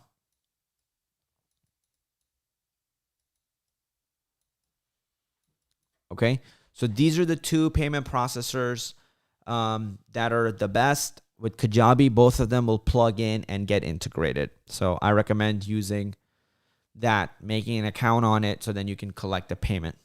Okay. But step one is you're going to need a YouTube account. So if you don't have a YouTube account, go make that first. Wait, I opened up chat. Oh, there it is. Yeah, so I mean, I have tried Thrivecart, Alexandros. I've tried Samcart, all of that. You can. I just go everything Kajabi now. Like even my checkout, I had Squarespace where my website was. I had Kajabi where my course was. I had Samcart where I collected the payment from for checkout. And then, yeah, it was a fucking nightmare to. It was just too many different texts, and it was so hard to do any type of tracking. Anything that I wanted to do that was more advanced was a nightmare. So I just completely went not that route later. Like it took us 3 to 4 years to completely switch. Now we're just all Kajabi. I even tried the ClickFunnels route. Kajabi just makes everything so damn simple. And for me, simplicity, I put on a pedestal, and speed above everything. And so, yeah, that's what I would recommend. Just simplify it and make it easier for yourself. All right, guys. So how was this for you guys? Was this valuable for you guys? Yes? Yes, too much value. Beautiful. Yeah, I never heard of Stripe till today. Okay, beautiful. I'm glad that you guys got value out of it. Now, guys, what I want to do is I want to get into some questions, and you guys want to do YouTube roast today as well? Yeah? Okay, dope. Awesome. So let's take on some questions. Now is the time. You can drop them in the chat, or you can just speak them out loud. Go for it. I want to take on new people. So I want to make sure that it's some new people we're taking on for questions. Go ahead. Like, I haven't heard anything from Robin Rama, even though you have an amazing background. I always see it, and I love it. I haven't heard anything from Lawrence or Corey or Isa or Alicio or Raphael, Reynold. So anybody who hasn't asked a question before, I think it's a great time to ask one. But go ahead, guys.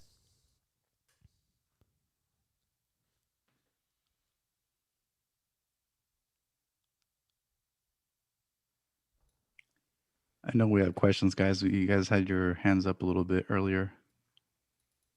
Yeah. I think the question in the chat from MD is pretty good. Okay, cool. So MD asks, is it okay to put different niches into one channel, or is it better to put them in different channels? I think it's better if you just have one niche in a channel. This usually is going to give you the best, clearest growth. You could try to do it, but it's very hard. Like, for example, I tried to add personal development in my coding channel, and it just always sucked. Always performed horribly. So I kind of just stopped completely.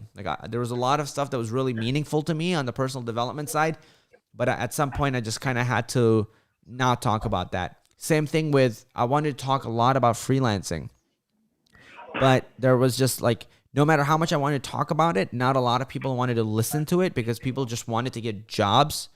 And so that was something that I would talk about, but I started talking about it less on the channel. And I wanted to lean into where people were already listening to more of it, and then help them with the thing that they needed help with. So I think if you can niche down, it's probably going to be better, but don't let that stop you from actually getting started. All right, beautiful. So awesome. Can you show us which tool you use to create or edit videos, and how do you post it on YouTube? Great question. I use Final Cut Pro to edit most of my content. And if you want to use your phone to edit, you can use an app called Video Leap. It's amazing. I have people using Yive to create videos on YouTube. Do you have an opinion about Yive? What the hell is Yive? I'm looking it up right now. Your instant video empire. Huh. The mass video marketing platform that launches your business success. I mean, it looks funny to me, but who knows? It could be good, you know? So I don't know. I believe in just like using, if you use Final Cut Pro, I think you're going to be good. If you want to use another tool, I'm not against it. I'm open to it. You guys can check it out. Premiere is really good. Yeah. So whether you want to use Final Cut or whatever, use whatever you guys want. I got on Final Cut. I like it. It's the easiest for me, and I move on with it. Another thing I like about Final Cut is it's simple. I believe it's way simpler than Adobe Premiere Pro. And so if you just want to not let anything get in your way, then I recommend just going with Final Cut. You were talking, Dima says you were talking that we don't need to put money into ads before you get the money from content, but how then attract viewers? Friends, trendy titles and pics, and what else? Good videos on good topics are gonna work. And so, yeah, that's how you do it. And it takes time, but that's how you do it. Because at some point, it has to be not your friends or those people watching it. And when those people start watching it, then you're on the right track. Alicio, I'm loving your setup, bro. You got the piano, you got the mic. What are you doing? Are you making YouTube content right now, or what's going on? Yeah, appreciate it. So I don't have any questions, but I came across one of your ads on Facebook and I clicked it, and then you retargeted me, and then you emailed me, and I'm like, okay, this guy knows what he's doing. So I just wanted to just chime in and say what's up, keep killing it. And thanks, yeah, bro. man, good stuff, bro. Definitely. Yo, that's sick. I appreciate it, man. I appreciate that.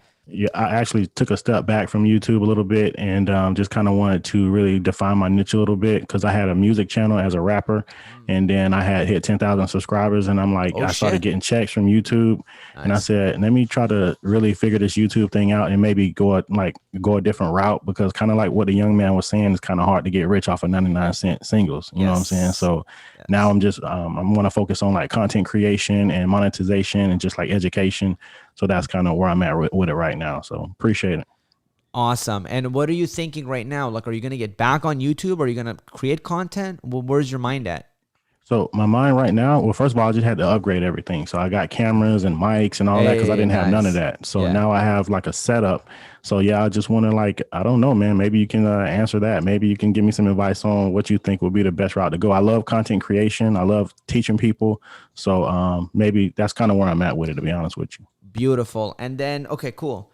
And what's your situation looking like for money? Are you making, I'm imagining that you're making your living from somewhere outside of YouTube. Yeah, so I'm an insurance broker. Hate it though, you know. Got it. Yeah. You know, I sell insurance. I don't like talking about insurance all day. So, yeah. But I've always been a pretty successful artist in Orlando. I'm pretty big, so I do shows, concerts, and stuff like that. Yeah. But it's like that battle of your passion and then your paycheck. So I'm like, I want my passion to overtake my paycheck type stuff. So that's where I'm at. So yeah. Yeah. So I don't know if you listened to my like between that transition between 2016 to 2017. Where I dropped out and I gave up all my clients. I was making between $70,000 to $100,000 a year, and I gave up and I dropped it to zero because my channel started taking off. It showed me signs of taking off because I had 3,000 subscribers in that month, and so I realized there's something here, and I want to see what happens if I pursue it fully. Brother, you've got a channel with 10,000 plus subscribers. There's a lot of fucking people that believe in you. Yeah, it's like 11.5 now, but it's nothing like where you're at. But yeah, I'm gonna just try to like really go for it. I think a nice regimen is like maybe 2 to 3 videos a week, dude. And I noticed that the algorithm really favors you when you really putting content out consistently. So I think that's my biggest thing. Just put out content and really just try to like find my niche and really try to see what people gravitate to and just do more of that, basically. Please, like you already got something, and you just need to keep going, bro. Like just go. Just fucking go. Like take out all that other voice, bro, and you just gotta go. Cause dude, you're on a winning streak. Don't quit when you're on a winning streak, bro. Like don't quit. So 11.5, that's 11,000 people voting. Like for me, that means you have 11,000 people that voted for you, that believe in you. If you put those many people in one like stadium, it would like fill up a freaking stadium. So if you got that much vote of confidence behind you, you need to keep going and figure out how to monetize it, bro. Because I want you to, like, this is where I'm in between what Gary Vee says and what I say, because I want you to figure out how to make a living from this. Because if you could do that, then I know you will quit your insurance job that you fucking hate so you could do the thing that you love full time. That's what I would want for you. Yeah, appreciate it. You got me pumped, man. You should be a motivational speaker or something, dude. You got me pumped over there. Yeah, he is a motivational speaker. He's speaking to you and he's motivating you. Yeah, it's like absolutely. You built an amazing community. And let's say I was gonna say, like, music, there is a way to monetize it. Like we were just talking about before. People are trying to do a little 99-cent hits, the little things like that. There's a way to say, hey, how can I make that? Right? Like, how can I make that in Ableton? Like something that you know really well. Or like, how do I make my voice project more? How do I get that sound? Right? Like it's like turning that into a course. That's where the fire is. That's where the fire is. Bro, appreciate it. You got an amazing channel. Like I'm even looking at this right now, and your shit is killing it. Yeah, but like I said, it's all over the place. That's where I really had to just focus on my niche. You know what I'm saying? So, bro, okay, so it's sometimes it's even okay if that happens. I mean, you can focus more on your niche if you want, but I'm even looking at this and I'm like, damn, bro, you're doing some great stuff and you're getting a lot of love from people. 666,000 views is no joke to add that to a video. This has to be a good video. Otherwise, it just won't. Because that's the thing about YouTube. If the watch time isn't there, it won't send it out to more people. So you're making good content that people are watching. And then they're going to go to your next piece of content. I mean, man, this video is looking good too. Fuck, hold on. Managing social media. God damn it. I paid to not have to see ads. Why? .com is easy. Still let me get my coins, bro. Let me get my coins. Bro. All right. Are you trying to figure out how you can monetize your YouTube channel? Bro, like 2 seconds in, I already know what the video is about.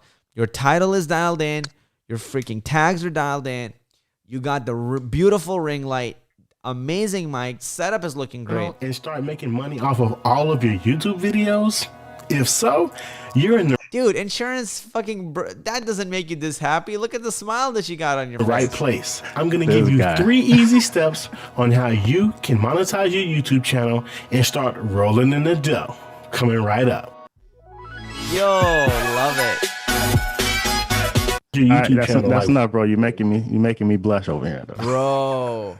I bet you don't talk to your insurance customers like this, right? Nah, heck no. You don't have the heart in it, right? Like, bro, you're hitting that YouTube hard. I'm telling you, bro.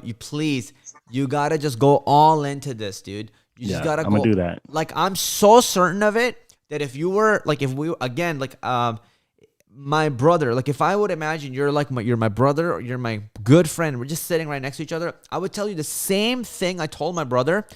And I literally told him, I'm like, the best thing that can happen to you is if you all of a sudden lost your job. Like literally today you lost your job. And he would laugh and he'd be like, haha, yeah. Then he actually called me one day and he's like, dude, I lost my job. And he was like having tears coming out of his eyes. Wow. And I heard him have tears coming out of his eyes because he was sniffling and shit. So I put my phone on mute. And I was just screaming, and it was the happiest day of my life, dude. I was like laughing. I was like, yes. I was like, fucking God bless. Like, we've done it. Hallelujah. Like, let's go. Then I unmuted. I was like, bro, that fucking sucks. Yeah. And that was the day he started making content on YouTube. That was the day he actually got started. Fast forward 1 year from now, and he has a whole business, and he doesn't have to worry about anything else. So, like, I really do believe that the best thing that can happen to you, which would suck, and most people will be like, oh, don't say that. The best thing that would happen to you is if they either stop you from having that job like today, or you stop that job. And I believe in your channel and what you have so much, because you already have a track record for it too, that this would be the fastest path for you to grow. Like the most logical path. Honestly, I think it's the safest path. Appreciate it. I'm gonna go for it, man. I'm gonna go for it, bro. Appreciate it, man. Beautiful, bro. It means a lot, man. It means a lot. Yes. When was the last time you put out a video? like I said, I haven't really put out anything this year. I'll get like some gear and I'll do like an unboxing or something. But I've been gearing up and just writing all my ideas down. So I'm just gonna really just hit it hard. Like probably starting December, I'm gonna just hit it hard, like a couple videos a week. Beautiful. And I mean, look at this. You have content coming out. I mean, you put something 1 month ago. Yeah, it was just like a little desk tour because I just kind of, like I said, I've been getting all my gear up and stuff. So now I feel confident to really go for it because I have everything I need. You know what I'm saying? Beautiful. So, what's stopping you, bro, from making a video this week? Nothing. I do it. Let's do it. I got it. Let's do it. I'm getting so excited. I'm kind of getting goosebumps because I can feel these moments and I love them. Like, I'll tell you this. When the day my brother made his first sale, I started crying. I had tears coming out of my eyes. I swear to God. Because up until that point, I was so close to helping him and all of this. I even sat in chat to like support him. And then the day that he got his first sale, I cried because I knew that day, he's not going to need my help anymore. That day is the day that he sees it's possible for him. And now he's just going to go. My job here is done. So for you, like why I'm getting so excited, because I feel like we're so close to this win. Is there a way you can make a video today, bro? Yeah, when I get the kids to sleep. I got little ones, so I get them to sleep. Yeah, I'll do it. Dude, that is sick. That would be so sick. And can you bring that video in tomorrow? Yeah, I can. I'm gonna make a video about this whole interaction right here, and I'm gonna post it. Do it. Beautiful. Beautiful. That's all. Right? It's gonna be like my coming back video. I'm in it to win it. Let's do it. I'm so fucking excited, bro. Guys, if he dropped on the count of 3, let him know how you feel if he dropped a video tomorrow. 1, 2, 3. Subscribe. Yes. Do it. Let's do it. I'm ready. Y'all got me pumped now. Let's go. Beautiful, bro. I'm fucking excited for you. Thank you so much for coming on here, man. I appreciate you. I love you so much. I feel your energy. I mean, even when you were just sitting there, I'm like, there's something there, bro. Awesome, bro. Thank you. Appreciate it, man. Yes, please bring that thing tomorrow. I would love to watch it. And dude, I like your channel a lot, so I'm gonna subscribe to this channel. But oh man, that's dope, man. Appreciate it. Now you definitely gotta start producing content, bro. I'm not gonna let you down, bro. Gotcha. Please don't. Please don't. All right. Awesome. Great. That was exciting. Questions before we get into the roast? Okay, cool. So if there are no more questions, we can get into it. Hey. Who? Go ahead, Vicente. Sorry. I just had a quick question. So I know that we've been talking about like the process, but when you were working, like, did you have like a schedule that you set up where like every day I'm gonna get home from work, I'm gonna work on a video, and I'm gonna just keep doing that, or did you just do it whenever you had free time? I did it when I built my entire channel. I mean, the start of the channel in 1 hour windows. So I would have full time. I was like going to college, and then I would go and do part time like work, and I would do a lot of freelancing work, and then I would come home by 8 or 9 p.m. and then I had a 9 p.m. to 10 p.m. window. So I'd leave home at 6 a.m., come home at like 9ish p.m. and then I would do between 9 to 10 p.m. is when I would make my videos. That's how I got it started. Okay. I see. Yep. And then thank you. And then 2 or 3 months in, when I hit 3,000 or 5,000 subscribers, that's when I just went I just quit. I just went full in because I'm like, if I'm getting momentum and I hit 3,000 to 5,000 subscribers, there's something here and I just got to go. All right.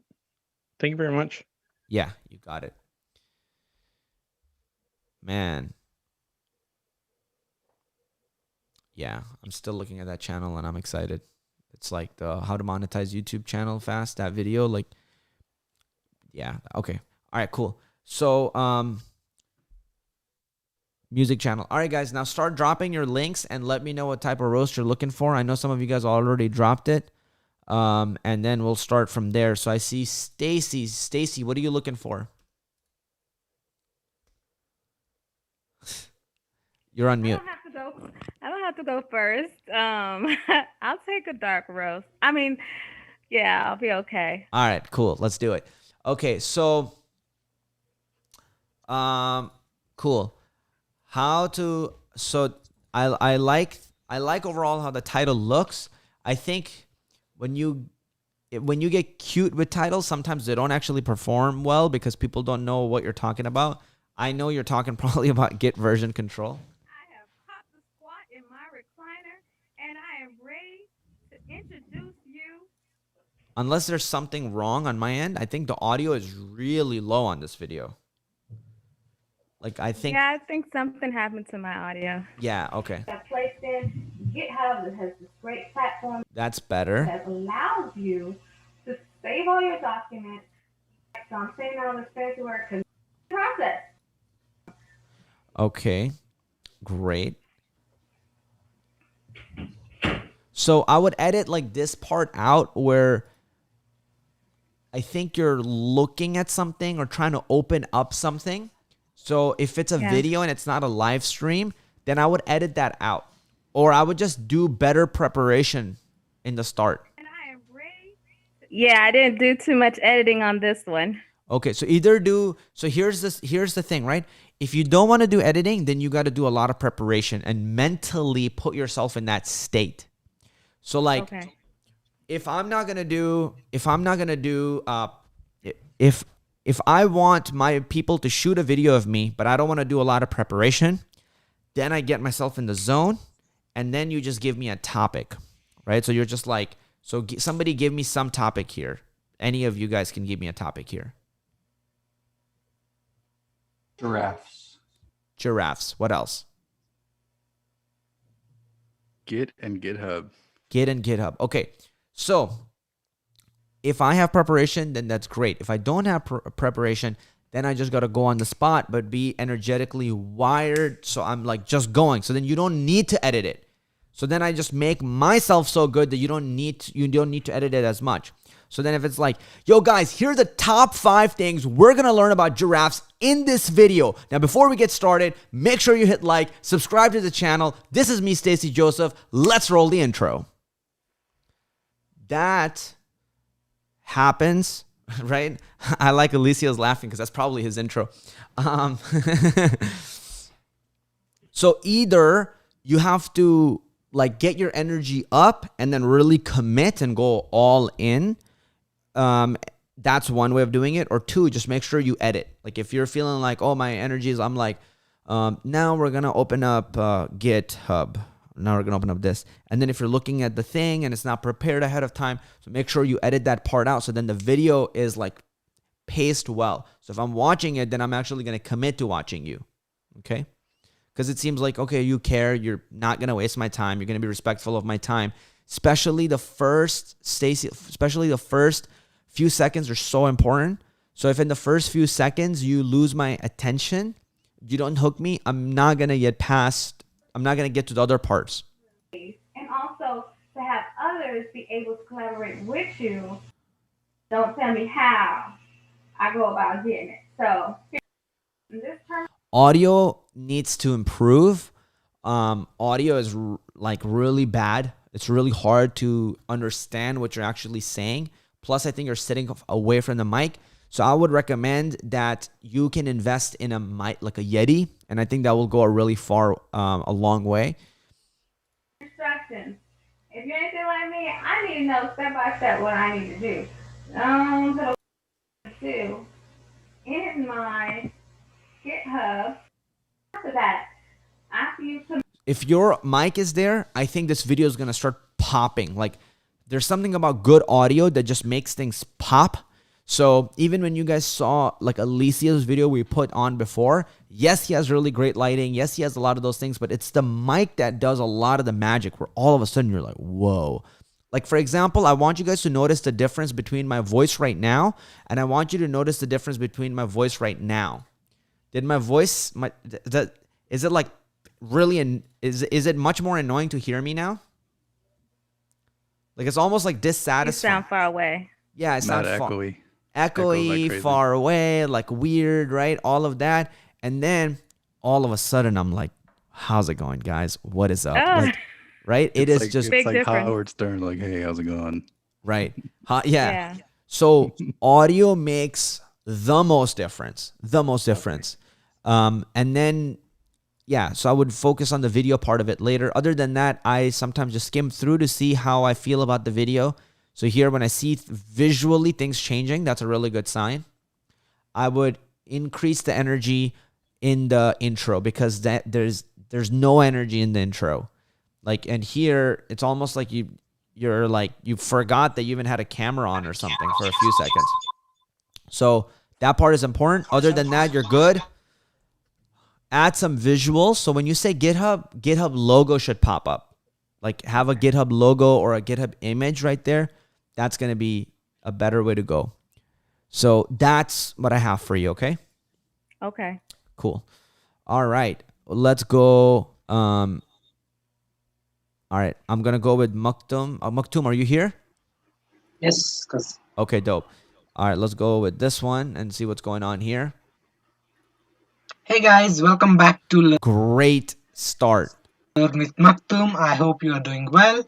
So in this video, I'm going to show Great, you're getting to the point pretty quickly. you how can you write Python code into Visual Studio Code. Great, I already know what's happening here. I'm not a fan of the title of the video, to be honest. Python with VS Code, like that doesn't make that much sense to me. I would probably do something along the lines of like, how to like Visual Studio Code set up with Python, or like how to set up Visual Studio Code using Python. Something along the lines of something that's a lot more popular and people are already searching up and looking up. When people have to read your title and go, what is that? When you have to explain it to somebody, it's red flag. That's a danger. Anytime you have to explain something to somebody, red flag. So make sure it's something that immediately either get or something that's already popular. When you made this title, did you do the research of seeing what other titles like this are popular? No. Okay, so that's what I would do, and then I would post it with that title. Python.org website. I'm going to is installed. Your energy is good. You flow through it fast. I like To it. check whether it is Python and check it out. Go to VS Code. The VS Code looks like this. So you save it as no need of semicolon. I think you have potential. I can even see you have 16 to 1 dislike. You're already over 1,000 subscribers. So it tells me you've probably been doing it for a minute. I can see your energy and how you move with it. So that's really, really good. I think just do more of this. If you can, invest in a better mic. I don't know if you have a Yeti. If you can get something like a Yeti, go with that. I think your thumbnails are really bad. Thumbnails, I think you have to work on. Okay, so I'll tell you the thumbnails that I think are actually good. And so this one is okay. This one is a little bit better. This one starts to get too much. Like, I don't care about by who, and I don't care about learn with Maktoum. So anything that makes it look like a flyer, remove that. That's an awful thumbnail. Let's see. Most of the thumbnails, they're really busy. Like you're putting a whole diagram on them. So they're like too much. There's too much going on. Hard to read. Model channels that are doing well make thumbnails like them. That's the simplest way I can make it. And it doesn't matter if you're in freaking India or Sri Lanka or Canada or US. It doesn't matter. Like this stuff to make things look good, it doesn't cost you shit. It's free. Just look at what the people who have the best channels, just make it look like theirs. Then immediately it'll look good and it won't look cheesy and it won't look weird and it'll actually make people want to click on it, okay? Also, there's a free tool called canva.com. Yes. And there's a bunch of really good templates for YouTube. That's what I use for the video that Kazi's about to roast me on. Nice. All right, cool. So that's your roast. Let's go to Frank. Hey everyone, have you been wondering what Git and GitHub are?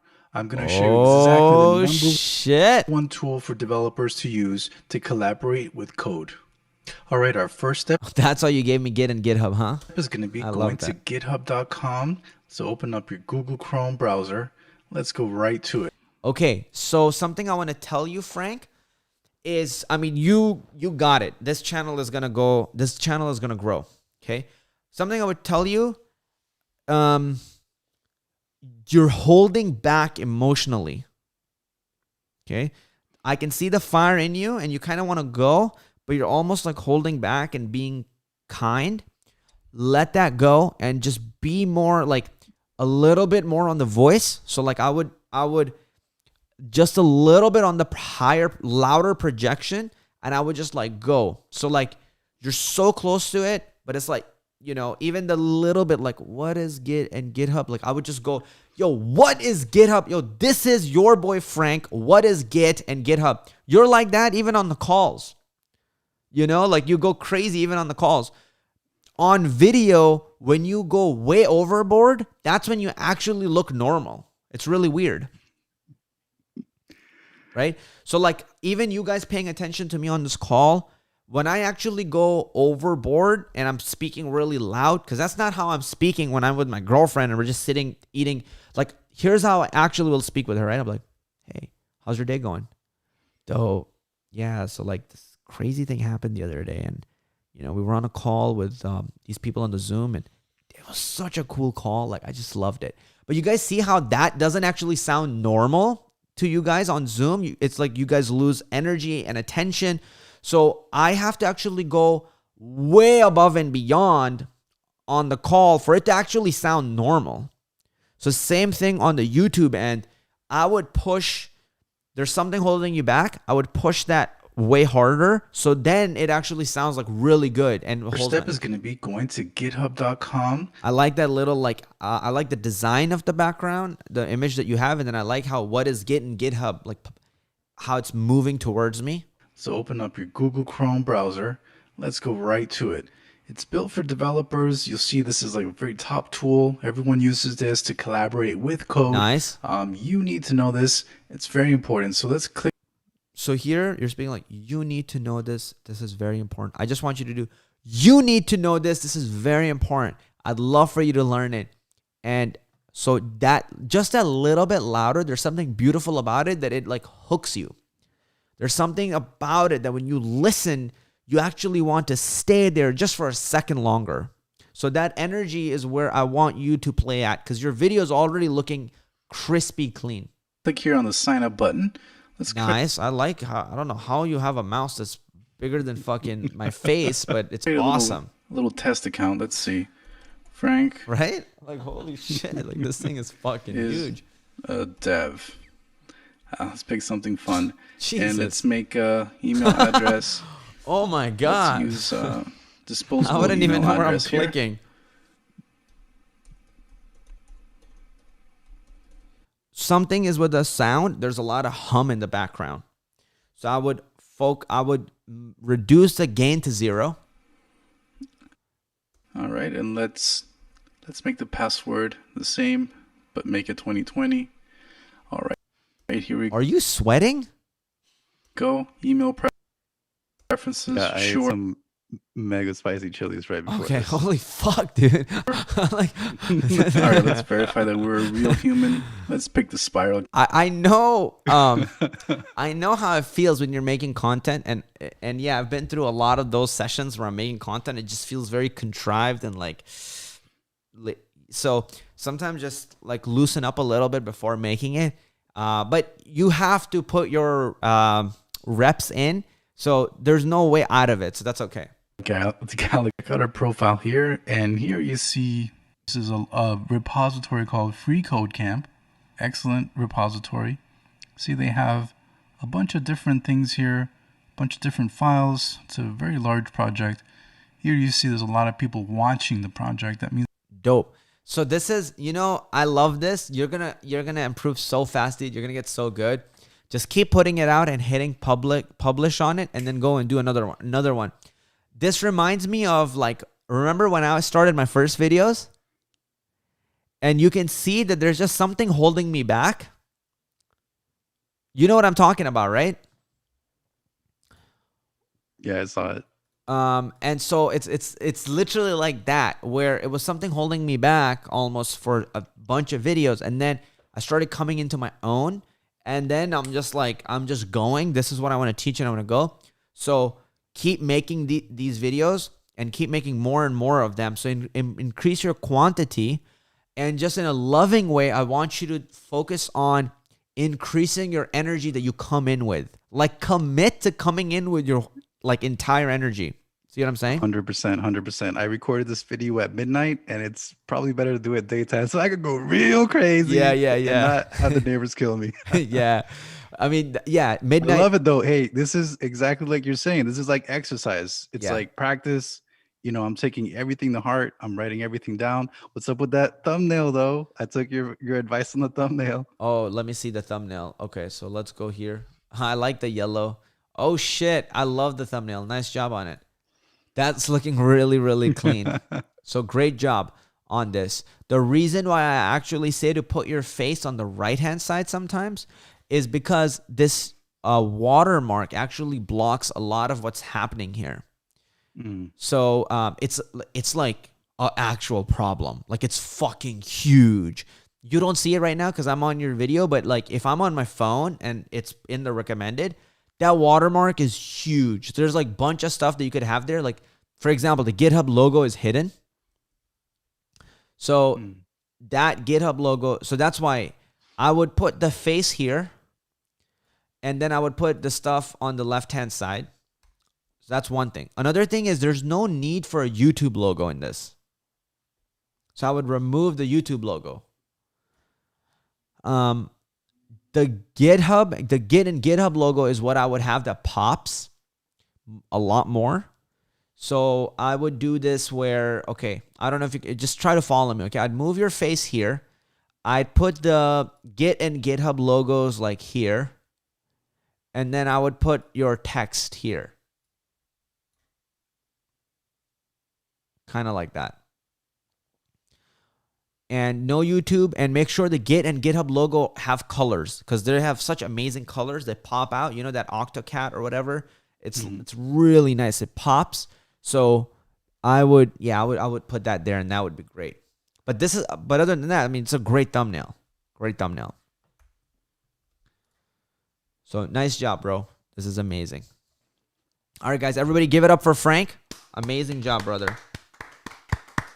Thanks, guys. Nice. Mark is doing snaps. I love it.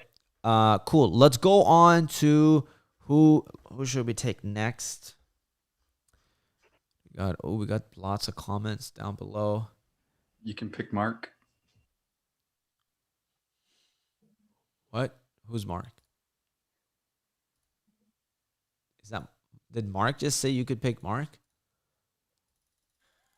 I don't know. Oh, you said that.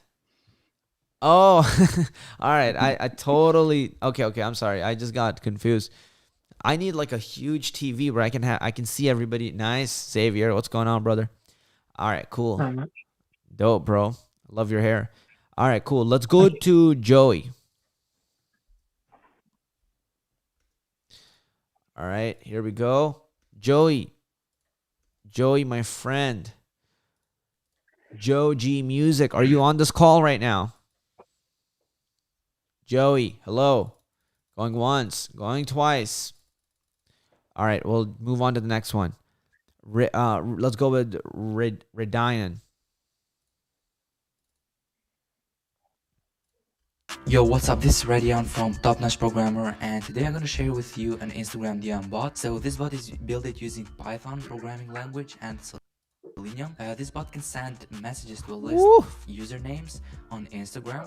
You can use this bot for influencing, for advertisement, to get jobs, or to increase your followers. Before starting this video, please make sure to like and subscribe so we can break this YouTube algorithm and we can share this video to everyone. Oh shit! Let's get right into it. That's what I'm talking about, bro. That is a massive improvement. Thing you need to do is just to go to my GitHub repository and clone. We have to extract folder. Let's extract here. Oh man, I want to talk about like the theory of the bangers. I haven't talked about it yet. Let's make. And here, as you can see, it login successful, and now we send this message to the first user. Okay, cool. Make sure that random shit that you have in users text that's clean. So I don't know if these are the names of the users, but make sure that there's not dumb shit in here because you're going to get either downvoted or banned on YouTube. So just be careful about that, okay? So that's one thing I would just be careful about. I just imagine probably was either a mistake or you were like scraping some username and somebody just had a random username, and that's okay. What I would say for the rest of it, intro is really, really good, okay? So I love how this intro is, and I want you guys to have intros like this too, especially if you're showing people how to make something. The best way to show that is just demonstrate it in the start. Yo, what's up? This is Radion from Top Notch Programmer, and today I'm gonna share with you an Instagram DM bot. So this bot is built using Python programming language. That's great. So great intro on that. That I would be careful about. Like you're just like breathing into the mic. You're not really talking. Okay, let's extract here. Okay, now it's extracting. We can delete the zip file. Paste. Yeah, so I think like just the overall flow of it, I would make it a little bit faster. So as long as you're speaking or you're giving some tips, even in those small moments, that's what makes a really big difference. So there's very subtle things, but they make a big difference. So for example, if you guys are watching my tutorials and I'm talking about moving this scrape bot or opening this folder, I won't just be like,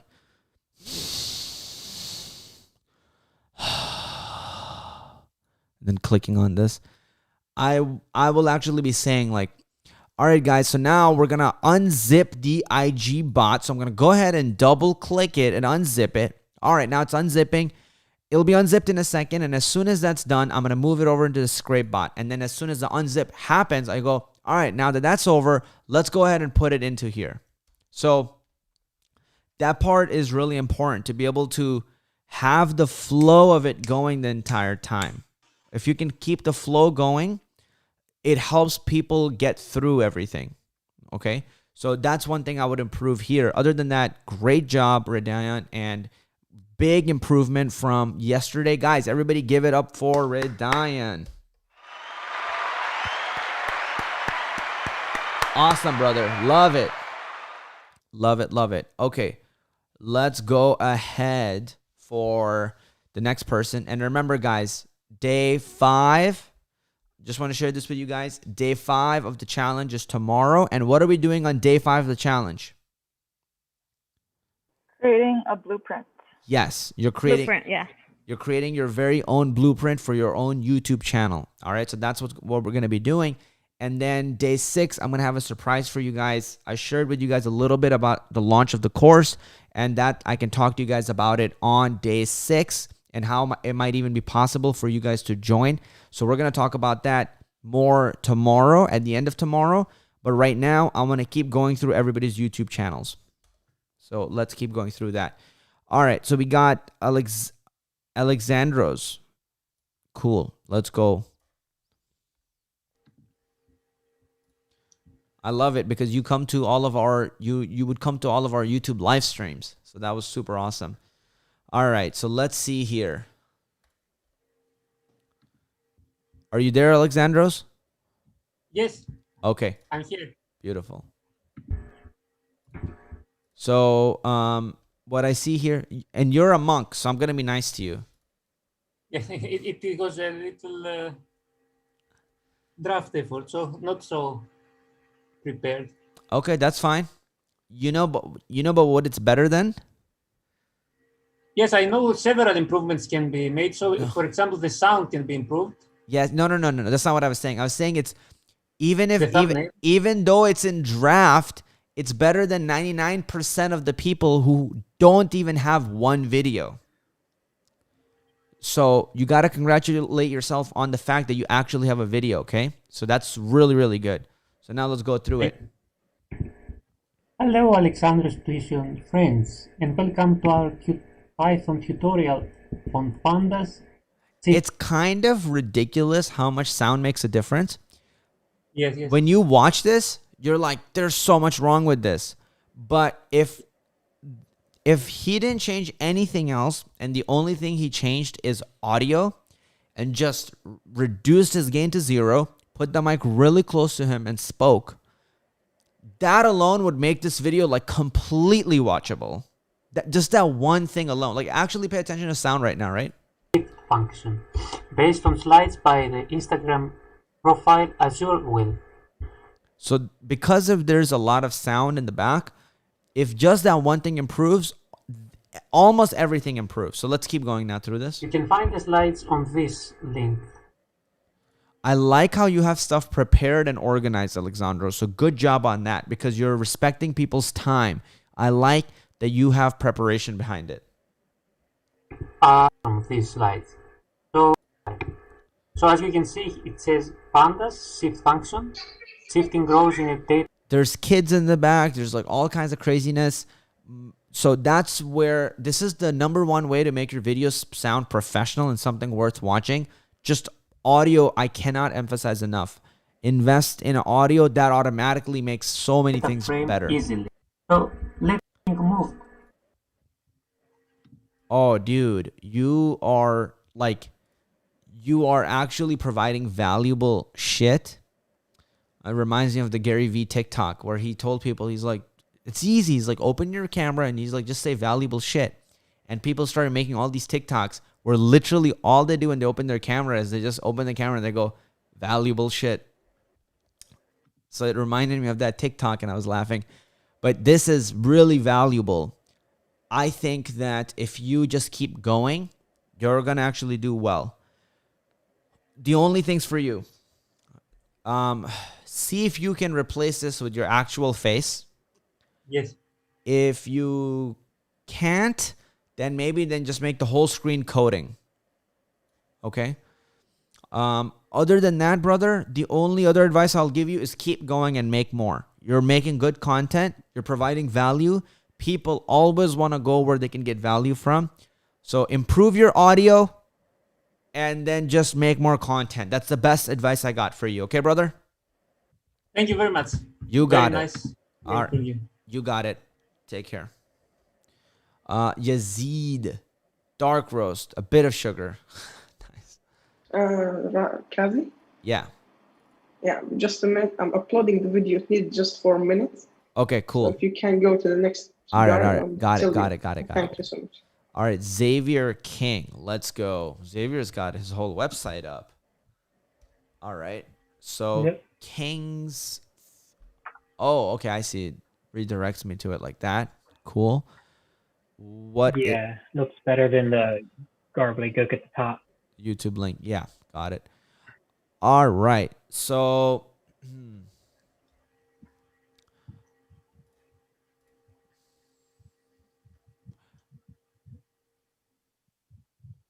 Okay, so my first thing is what is happening?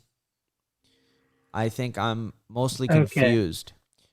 So, is this supposed to be like a lifestyle vlog or something? Not quite. I am in the process of converting a school bus into a tiny house on wheels. Oh shit! This is the process of the build. Okay, and are there other people who do similar things? Yes. Are there other people that are popular doing similar things? I believe so. I know I've seen a bit when I was looking into it. Okay, so I see here. Watch this before you start a bus conversion. I would just type in schoolie and I would look at like what people are doing and what thumbnails are crushing it. And that's what I would model the fuck out of. Yeah. So the number one thing is that you need to work on, I cannot emphasize, all your time and energy needs to go to like learning this. And by learning this, it literally means you type in one word and you take one thumbnail type of idea and one title and that's it. You're good. Okay. So popular titles are really important. That's really important. I call them bangers. All your channels need bangers. You all need to fucking make bangers. If you don't make bangers, your channels will never grow. People are always like, why are my channels not growing? You don't have bangers. So you gotta make bangers. That's the only way you get found ever. I have 490 videos on my YouTube channel. I have 830,000 plus subscribers on the Clever Programmer YouTube channel. There are only 10 videos that bring me all of those subscribers. Literally 10 videos that bring me 800,000 subscribers. And then the other 400, whatever, like they bring value and all that shit. So you need things that help you get discovered. A lot of you want to find out, you guys want to find out, right, how you get discovered on YouTube, guys? Yes or no? Yeah. If you want to find out how to get discovered on YouTube, you got to make bangers. When we looked at Alicio, he dropped a banger on the 21 day breakfast.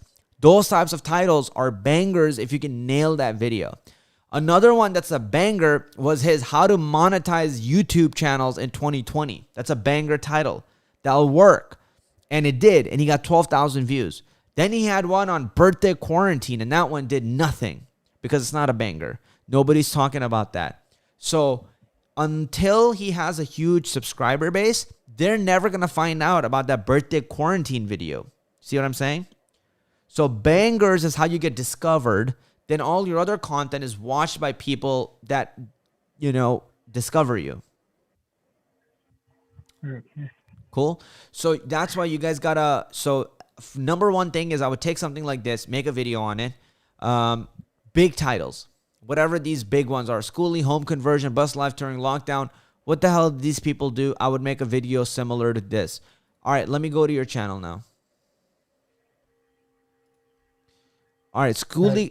So now look at the comparison, right? Schoolie conversion part 1. And if you look here, watch this before you start a bus conversion. That's a pretty cool one. 7 regrets. Schoolie home conversion. So I would do something like this, and I probably would not necessarily do part 1. Also, I think I wouldn't have this because nobody knows this or cares about this. Okay. Like, for example, if I'm about to watch this video, I can understand everything. And I can click on it. If I'm about to watch your video, I have no idea what I'm getting into because these are terms only you know. And then this is something very specific to only you. Yeah. Okay. I would actually recommend watching either the part 0 or part 7. I think that this one's more of a time lapse of my trip to go get the bus. Cool. I think what would be better is probably if you just made it all into one video. Okay. Okay, let's go to where part 0 is. Hi, my name is Xavier King. I'm 19 and I'm about to embark on a trip to buy... I like that you're playing with storytelling. I admire that. That's really good. Putting emotional music, playing with it. In the start, sometimes even is Caitlin on here today? Caitlin, are you on? No? So even when Caitlin was on here yesterday, right? She tried a joke. It didn't really work in the video that much.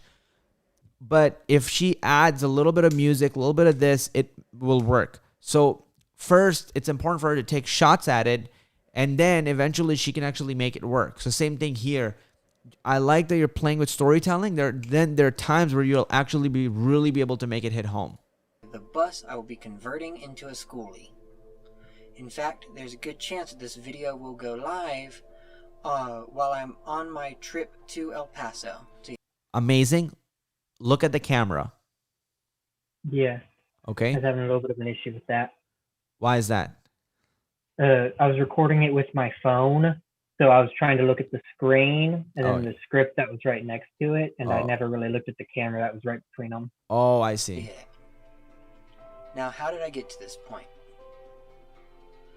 Well, first glance, you'll see my dad gave me this idea back in February. Damn. When I was looking for something to do. Most fun class stuff we made. Nice. Association of Turners. A wood turning to use Autodesk January. But in so I'm liking your B-roll. I'm liking all of that. I think a few important things. 1, look at the camera. 2, mic. I cannot emphasize mic enough. Mic is so important. This same video will actually feel a lot better with the mic. 3, You are reading too much off of a script to the point where it's making you a robot. So I cannot connect with you as a human being if you read too much off of a script. I want you to also speak to me a little bit. Okay, that's a important thing. Other than that, I think this is for everybody. Y'all need to like actually pick banger titles and then like go all in on those videos. Those are how your channel is gonna really, really grow.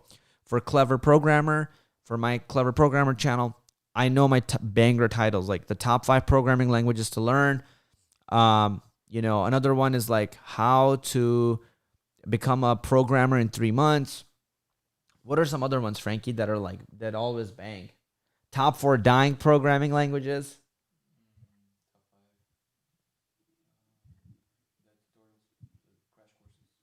The crash courses that we put up, they're always like they bang. So like there's a list of them, and for you in your schoolie, you need to go and look at the schoolie shit that's banging.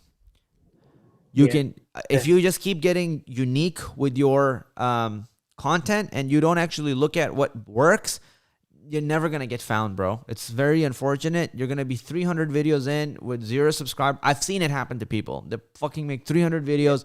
Nothing ever gets found. Nobody ever knows them, and it sucks. So I want you to look at the top content. Then I want you to model the fuck out of it. Model for you especially, because you got a long way to go. Model it really closely. That's how you're going to get really good. You're going to pick up so much by emulating them. Yeah. I was actually modeling when you search up Schoolie build, because there's a lot of people who post the same type of things where they're doing the full build process in different steps. Schoolie build? Yes. So which one is it? Where? Any of the different playlists there. They go through all the different videos. So, okay, like so I'll click this one right here. Is that fine? Yeah. Great. That looks like it's a tour. But I was planning on doing some of those soon, too. So, like, what's cool about this is they're telling me what is going to be happening when and at what times. Yes. Right? So, like, you can do that if you added all that in your video, and then you could give me that, and then it would make it a banger video. Yes, it would make it a banger video. Fuck my life.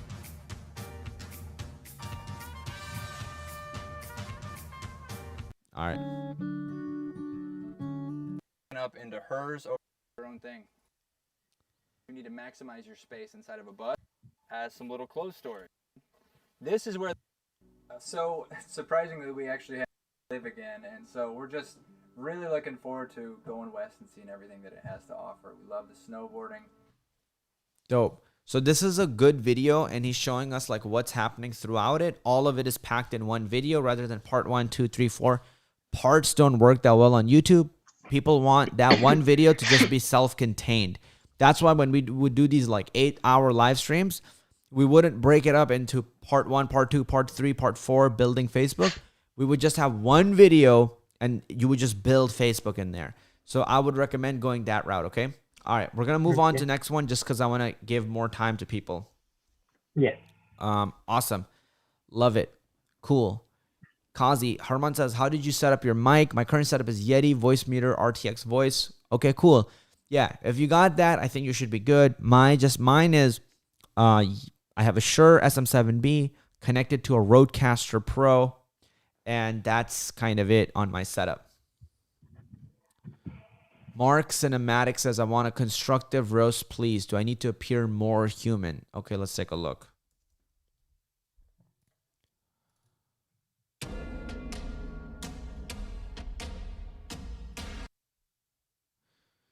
Yes. That's I didn't realize how inhuman I appeared until today. Yes. It seems like one of those channels that, have like I know what these types of channels are like, right? Like I'll go here and I'll click I'll do trap, instrumental, stuff like that, and I'll click it, and then I'll go and watch some of these. This one I like with the Rick and Morty one. This is pretty sick. Oh my fucking God. All right. All good. These fucking ads, man. God, they just give me anxiety. I would say, bro, for you, let me hear this. I'm actually moving away from trap. I didn't delete that video based off of yesterday. You said don't delete anything, so. Okay. Same. Okay, cool. Don't delete anything. Yeah. I love trap. Oh shit. That's pretty cool.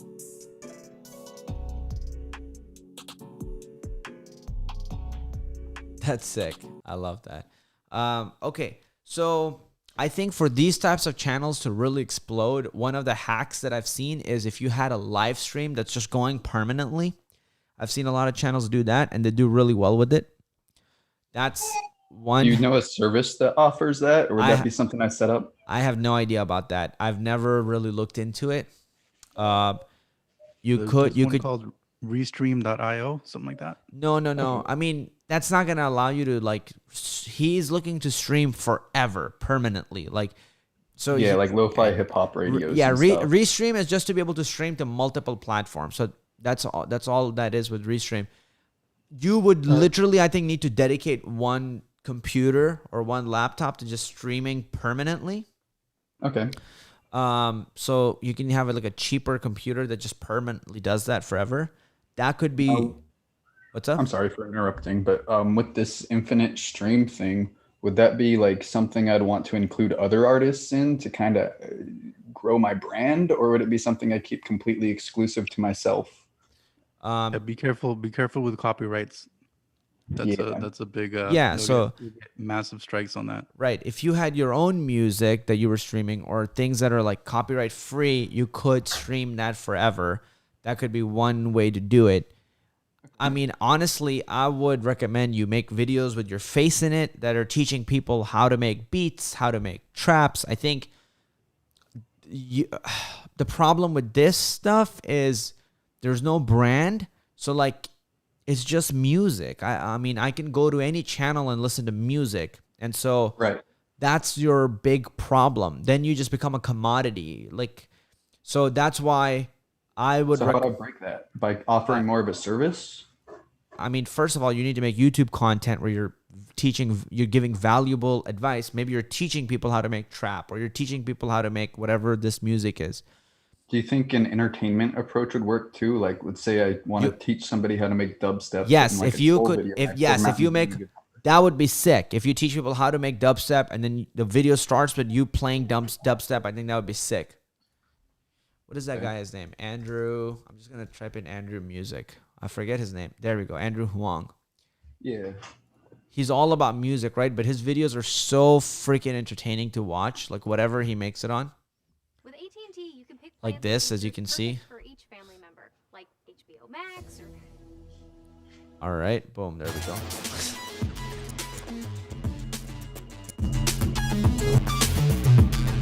That's a great intro. Hey, it's Andrew Huang, and in today's video, we're going to talk about what I think is the most powerful and most versatile soft synth ever, Phase Plant from Kilohertz. Full disclosure, I am working with Kilohertz. I put out a preset pack with them, and they also wanted to sponsor a video on my channel. As you want, pretty much as many as your CPU can handle. Just do a random variation of the parameter assignment, all the possible places, project tempo, and the other two types of yeah, like if you're good at what you do and you want to go technical and you just want to go all in, yeah, like you'll crush. But this is a good way to do it. Show what you're about to do. It's entertaining and you can give value. How do you feel about like trolling videos though? Like I want to pour Mountain Dew in old instruments and say that's how dubstep's made, you know? You could do that. So like a lot, he does that a lot where he uses like random sounds to make dubsteps and music and stuff like that from it. Sweet. Make them entertaining. Like the best metric I can give you guys if you want to know if your video is entertaining or not. So like for example, let's say you picked out a banger title. You already know what's going to be a good title video. Then the next step is sit there, have your friends come in and see if you can watch it with them. if you're sitting in that video and you want to just fucking, they want to shoot themselves, like tell them, be brutally honest, like leave or stop it as soon as you're bored. You're going to realize you're not even sitting through your video. You know, that's the main thing. So like, if you can sit through your own video and watch it, then that's a great video. Okay. But you got to enjoy it. Dope. Okay, cool. So did that help, Mark? Yeah, it really is tough just working with only music. I need to grow out of that, man. Yeah. Yeah. And yeah, just add valuable advice to it and you'll be good. You got to add your face in it. Thank you, my friend. Cesari asks, TubeBuddy or vidIQ? I do both. vidIQ until you need TubeBuddy. That's what I would say. vidIQ until you need TubeBuddy. vidIQ is a great thing to use. It's free to use with YouTube. It helps you with your SEO and other stuff. I have TubeBuddy to do advanced stuff like doing A/B testing on my thumbnails. So that gets more advanced, but it's one day it's one thumbnail, then the other day it's another thumbnail, and then it picks whichever one the winner is, and it makes that the thumbnail permanently. What? Okay, cool. Canva, yes. Okay, Joey, are you here?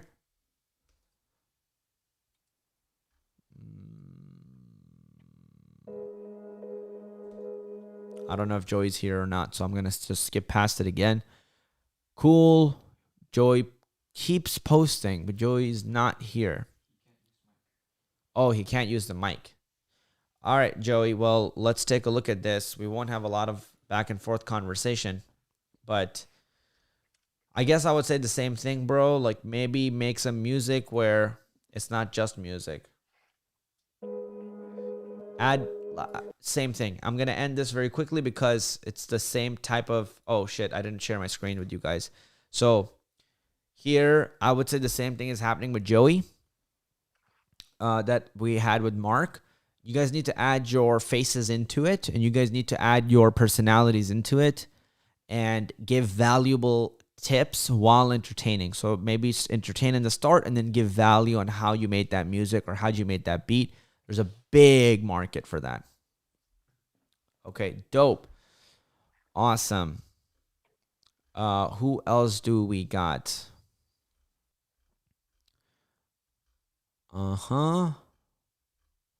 Perfect.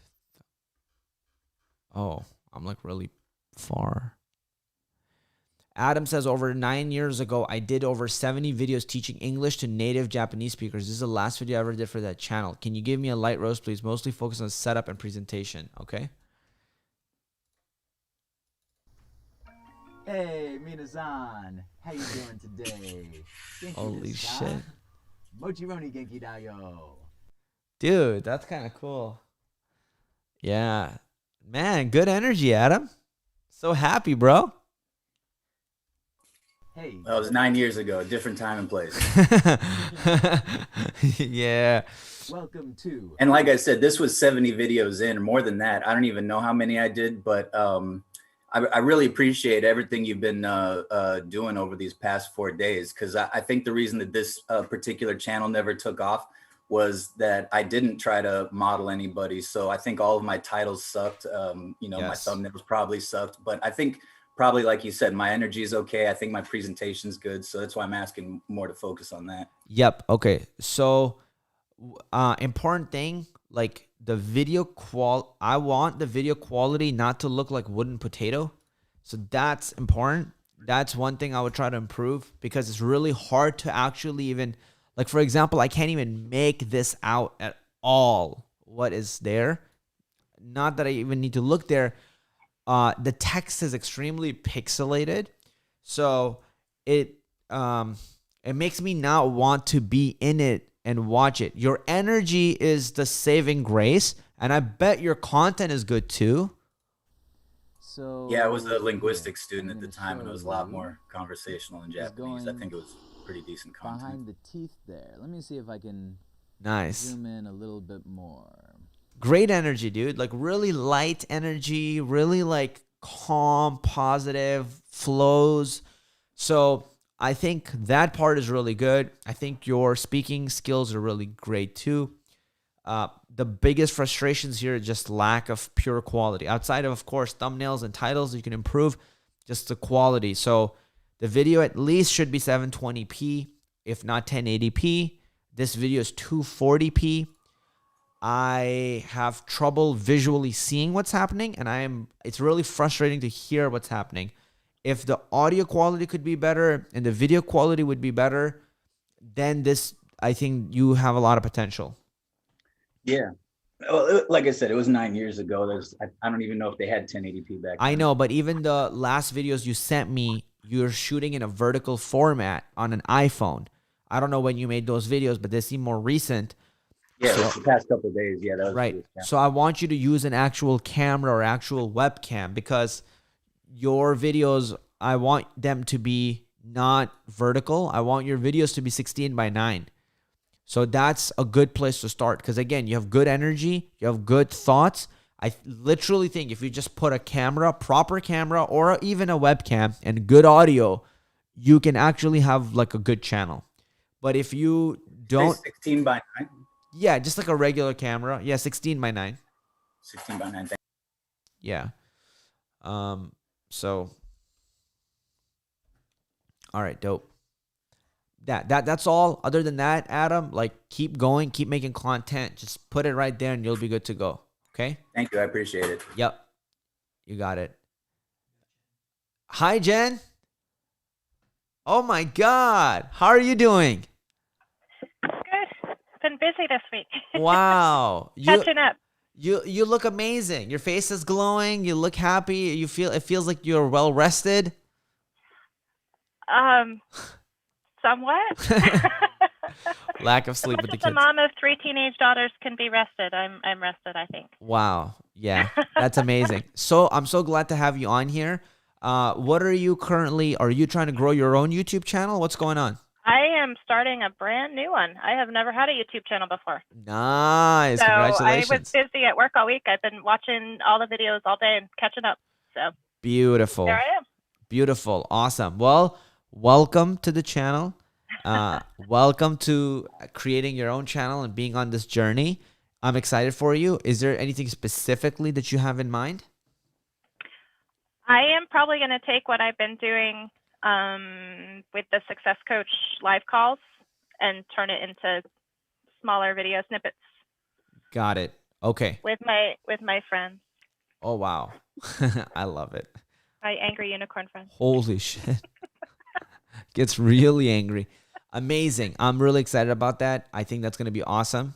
Jen, so that's cool. That's a great way to go about it too, because it's the easiest way to make content is just your conversations with other people.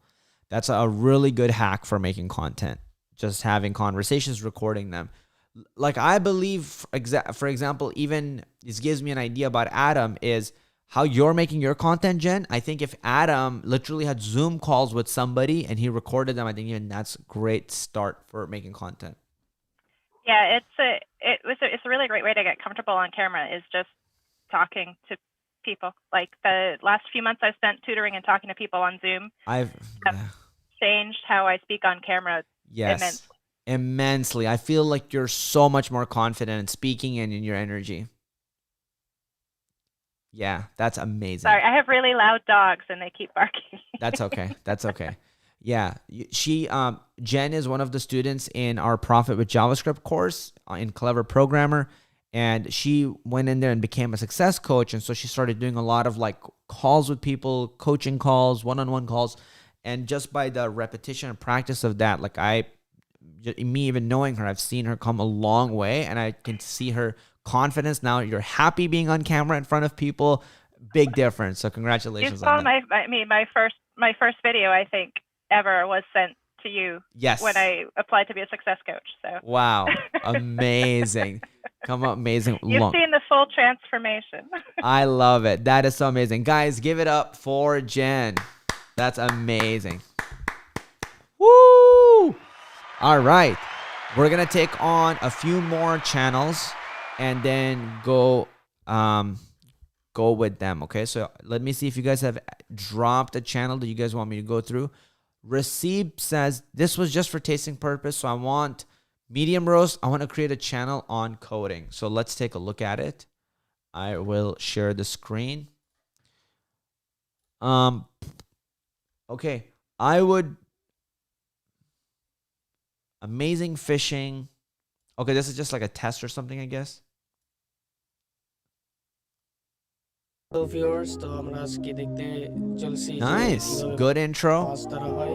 এখানে আসলে টিকিটে মাছ ধরা হচ্ছে। তো টিকিটে মাছ ধরা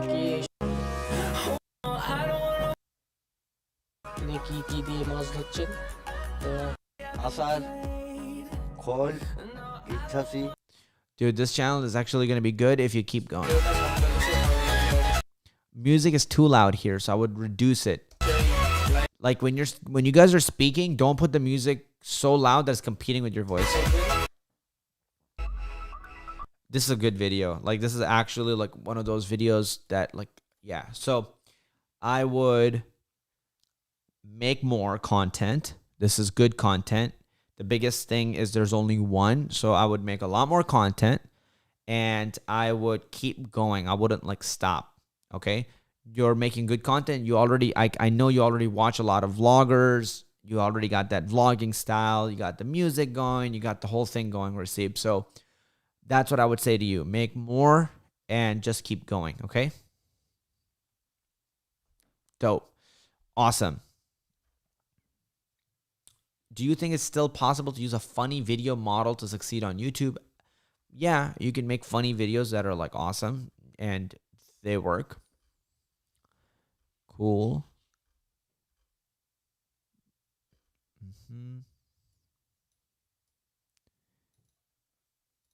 Okay, awesome. Yazid says dark roast videos 4K but need some time to process. So maybe it's up now.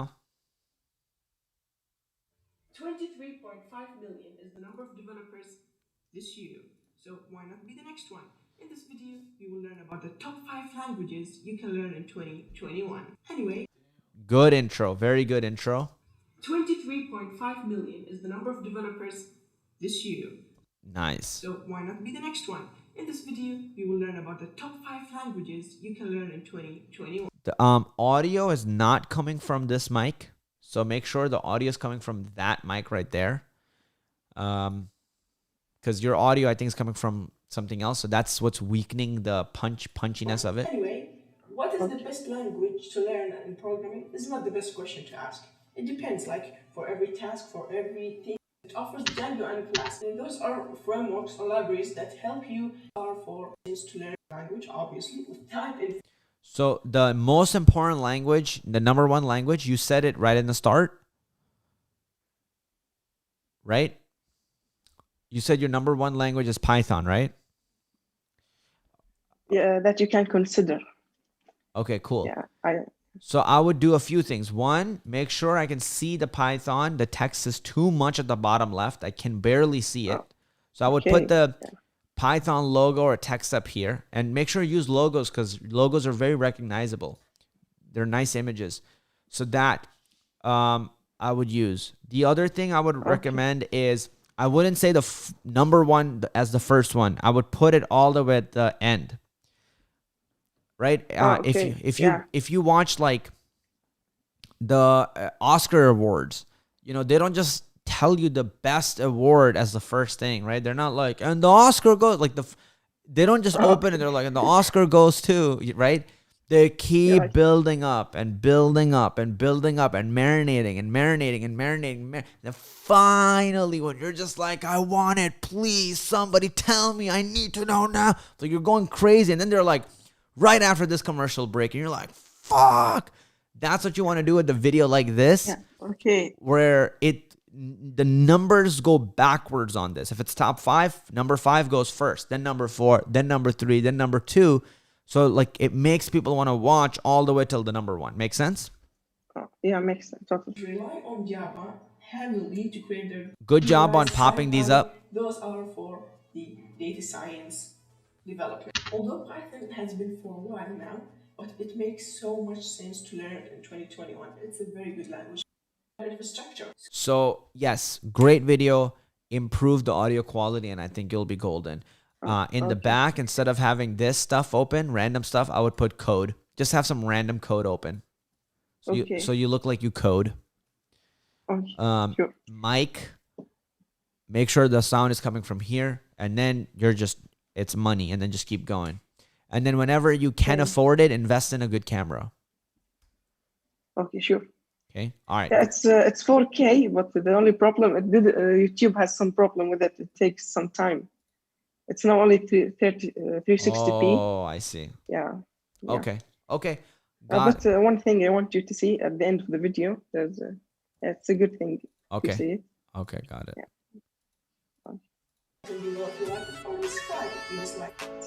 Something I tried this time. Nice.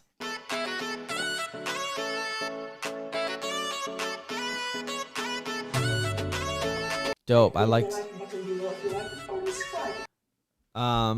I would, again, the music gets a little loud. Don't forget to subscribe. Yeah, it's at the end. I know. But you're still speaking. So it can be there, but your voice needs to be clear over the, like right now you're telling me to like and subscribe, which is an important thing to say in your videos. Yeah. But I cannot hear you. Right? Now the music needs to start going up. And now it just goes maximum up, okay? So like how it works is right now it's a little lower. It should be a little lower. Lower. Okay. And then up all the way up here. And then you leave them with that energy. See what I'm saying? Yeah, thanks. So the endings, just make them, let me see if we can do this. Give me 1 second here. So,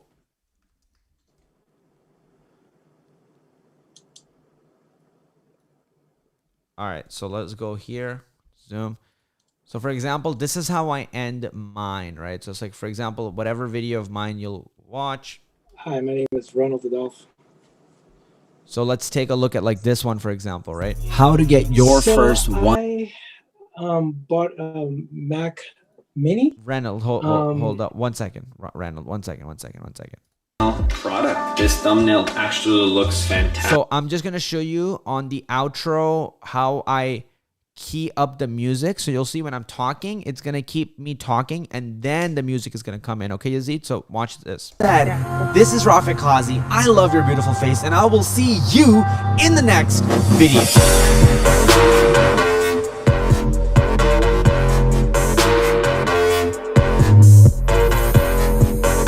And the reason for the music sound increasing so much and that like it hits hard and it doesn't stop me from what I'm saying. Oh, okay. So raise it at the end. You can model my videos. You can take a look at like when I'll add in the music and like raise it up. Okay. Other than that, great video, great job. Thank you so much. Okay. Dope. Let's take a look at the tool I use to draw on the screen is called Screen Brush. That's the tool. Yeah, it's the best tool, and pay for it, because once you pay, it allows you to do a lot of other like things stay on the screen the whole time, and yeah, it's totally worth it. What's the ID for that outro? Now that's a banger. ID for the outro? What does that mean, Mark? What do you mean? What's the ID for that outro?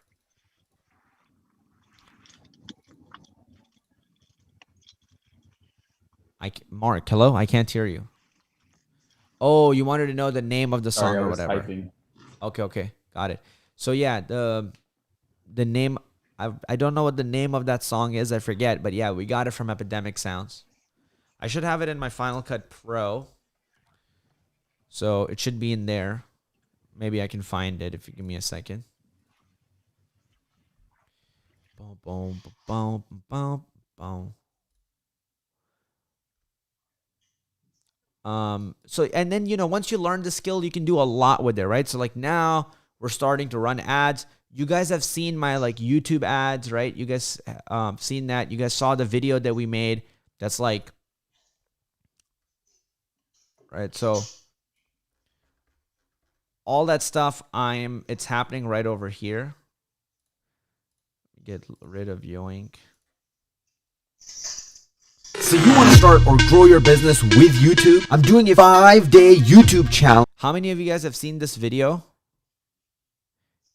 Almost everybody I think should have seen this video. Just raise your hands or say yes if you have. All right, Jen has. Cool. So this is the video that was edited in Final Cut Pro. This is where I edit all my, like almost everything. All of my secrets of how I went from 0 to 831,000 subscribers on my Clever. So yeah, you guys can really use whatever platform you guys want to edit. I love editing on Final Cut, my personal favorite platform to use. And then I think the music that you're looking for, let me see if I can find it.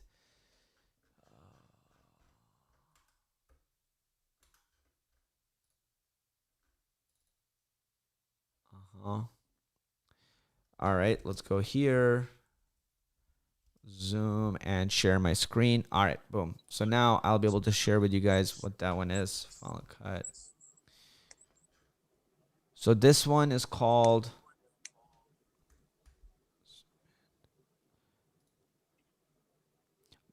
I think it's called Magnetic Eye. Yes, hi. You got it, right? Ozzy, I love video. Yeah, that's the one. It's the Magnetic Eye one. I think it's really worth, guys, learning how to edit your videos because you can tell stories. There's something beautiful about being able to like tell your story the way that you want to tell it.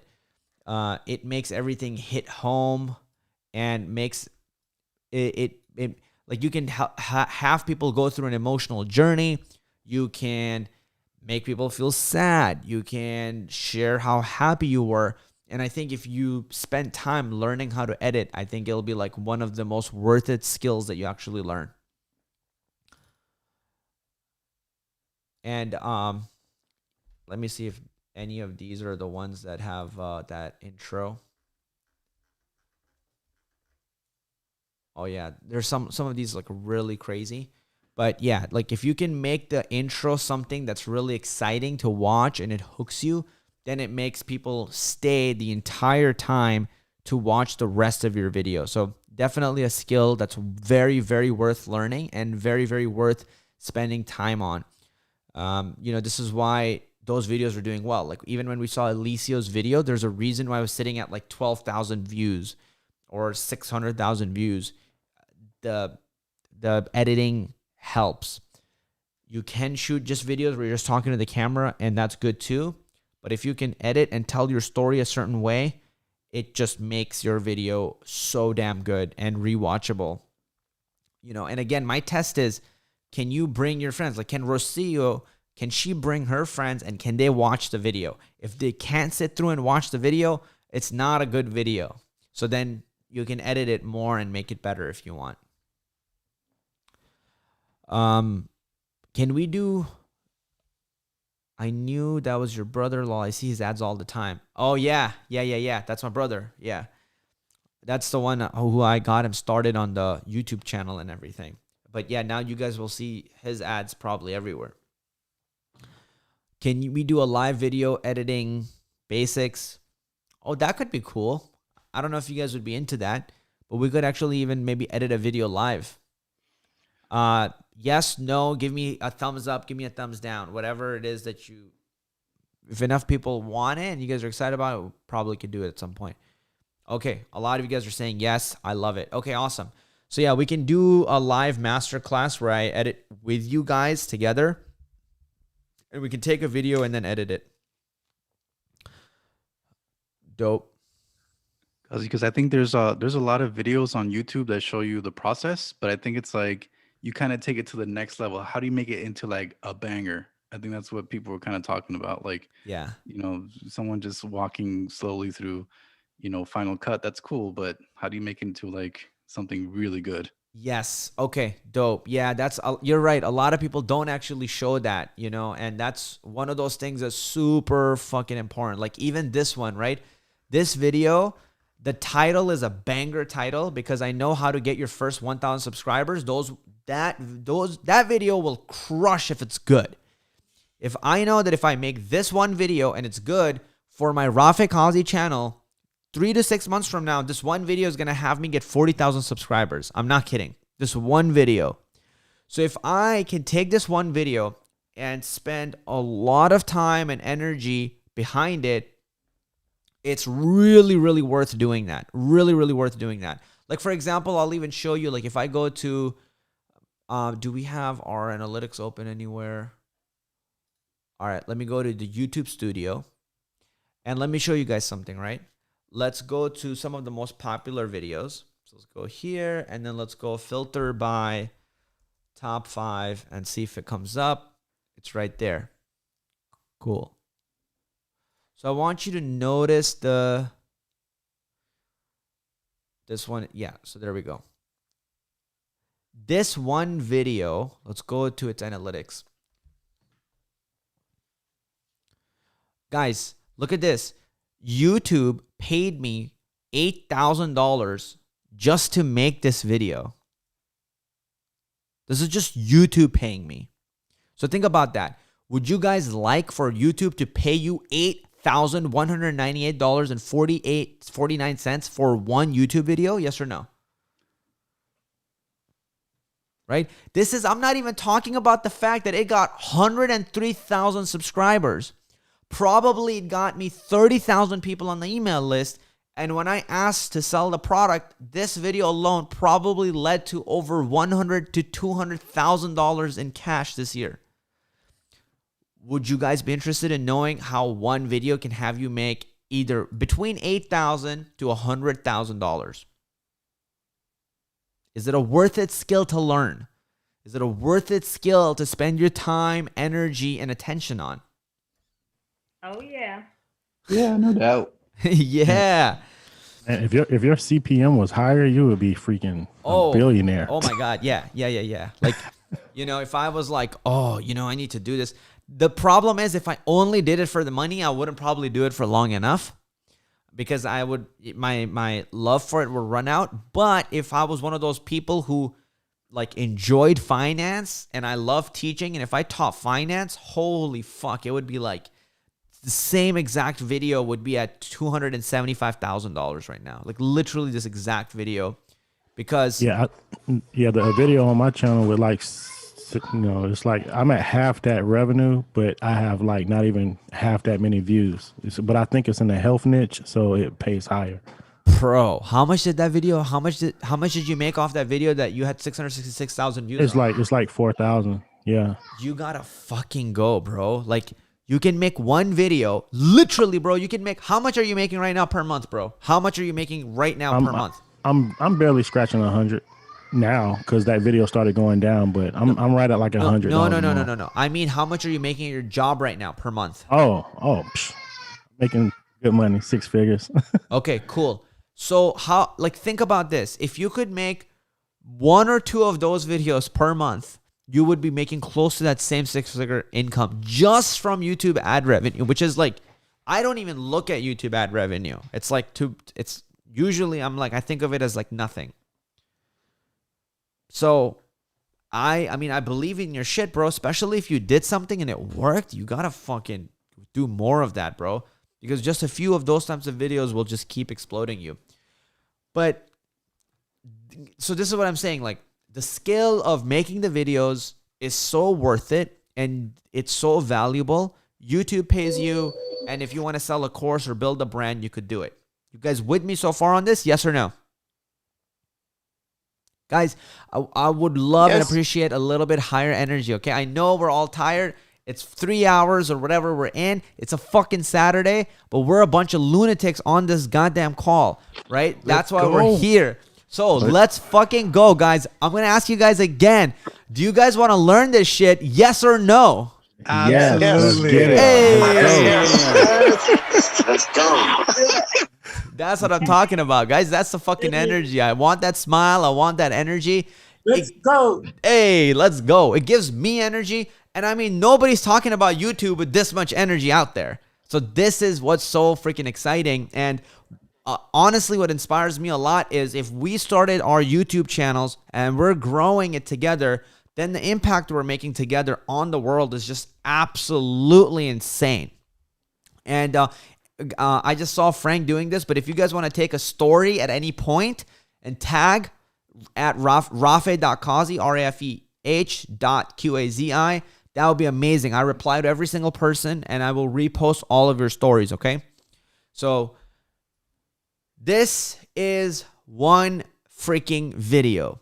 One video worth $8,198. This is just one of them. If I go back to the channel videos, let's take a look at this other one.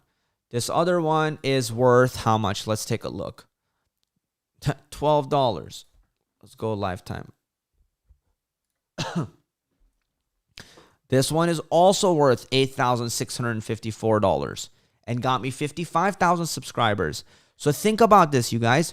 2 videos got me how many subscribers? 2 videos. How many? 155. 150 goddamn 5,000 subscribers. 2 videos. 2 videos. Like, if you can put your heart and soul and effort into it and you learn it, 2 videos can get you that, right? And here's just on one more video, and that's at $8,654. So if you take those 2 videos, it's $16,000 that YouTube paid me.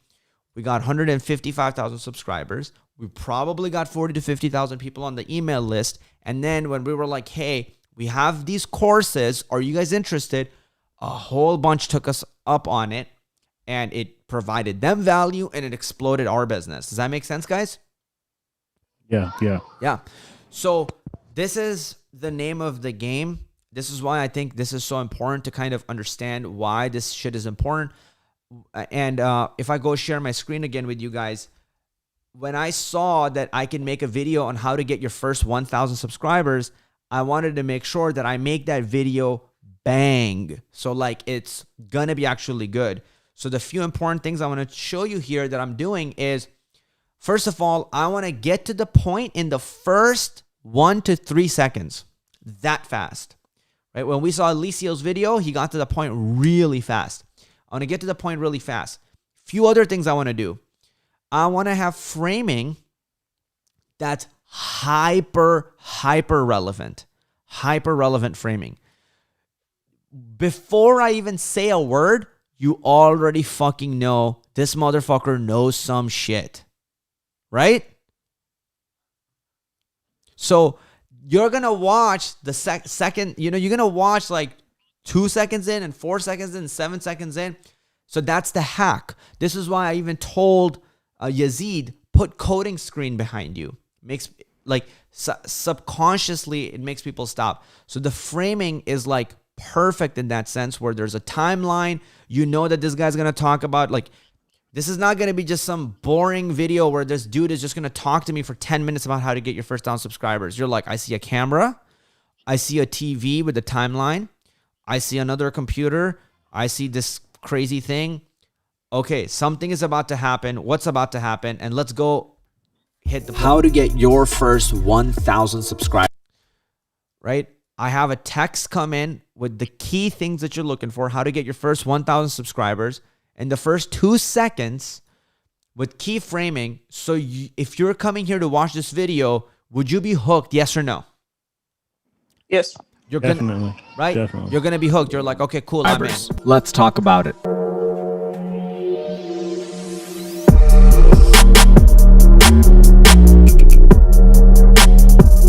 Guys, so that is just to kind of get you into the video. Like, now I've told you what's going to happen. Now I give you a little time lapse of me editing, whatever. You're like, oh, this shit is cool. And then right before we start the video, I give you, now this is where I'm going to build authority. Okay, so this is where I'm going to tell you why you should probably pay attention to what I have to say. Because you came in, you've given me some of your time. I want to be respectful of that. And now I want to tell you, like, yo, before you give me 16 more minutes, I want to share with you what I have done, so then I can respect more of your time. You guys see what I'm saying? Growing my own YouTube channel to over 830,000 subscribers called Clever Programmer, and multiple videos with over millions of views. And I cannot wait to share the secrets and insights with you guys that I've learned from growing my own coding YouTube channel. Oh, and by the right? And then right before it starts, this is a hack for you, Alicio. I don't know if you do this, but make sure at the right time, get them to hit the like button. way, right before we start, if you could smash that like button, that would mean the world to me. Good morning, you guys. Today I'm starting right, and then it just gets started, and then it gets going, and then so I know this is gonna be a banger title. I want to make this now the best video ever because I know it's just gonna be so freaking worth my time, energy, and effort. Just like, for example, I keep coming back to you, Alicio, but even that YouTube, how to monetize your YouTube channel fast, right? That video, you know that's a banger title. So when you actually put your energy into it, it's totally worth it. Same thing with that 21-day thing that you did. Yeah, I literally just, like you said earlier, I modeled videos that were already crushing it and said, let me just do like an updated version of it. That's the right way to do it, bro. It's the right way to do it. And then here I was just learning. So this is where I make it fun for me. So then it doesn't just feel like a job. So for me, I like learning things. I like getting inspired, and I don't want to just do only the things I know. So for example, here I am now getting a lot more into sound design, and I'm having fun with it. So when I say sound design, that's like adding audio that's like not supposed to be there. That wasn't originally there, So it's like the door opening or the cabinet opening. So I have this little fun segment where I'm just taking a coffee break.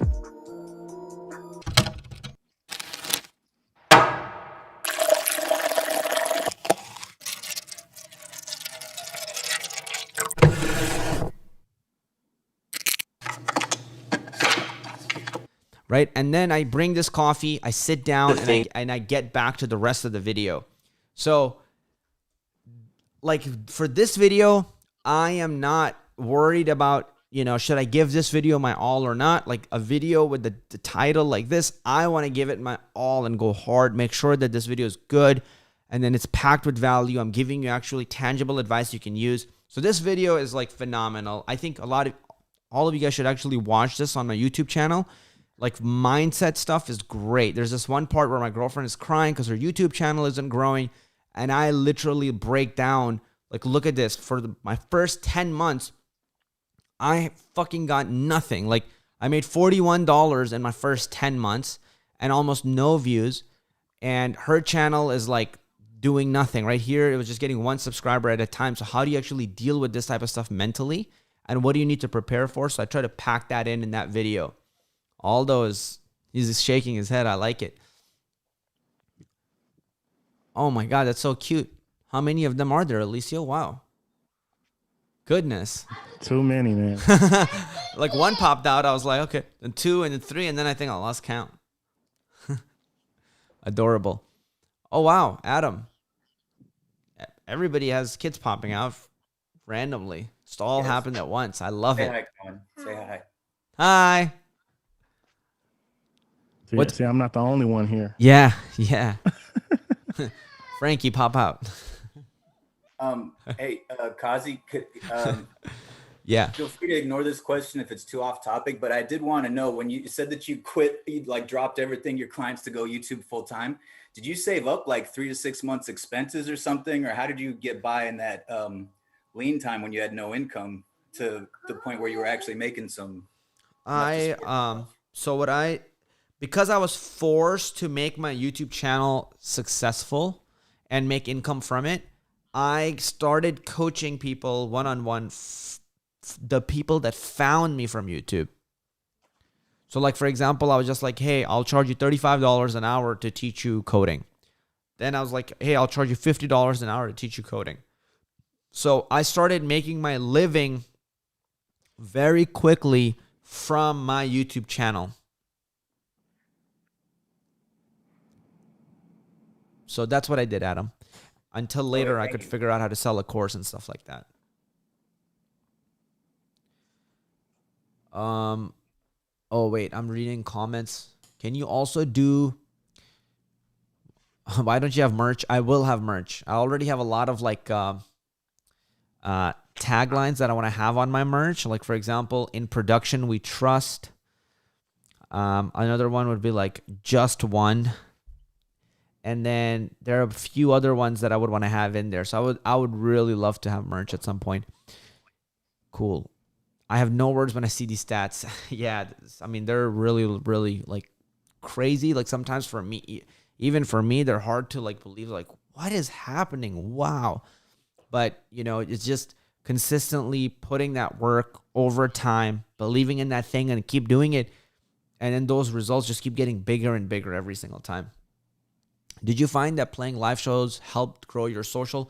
Yeah, lives help grow my social media, but most importantly, lives make me come to life. So for example, this video isn't going to get that many views.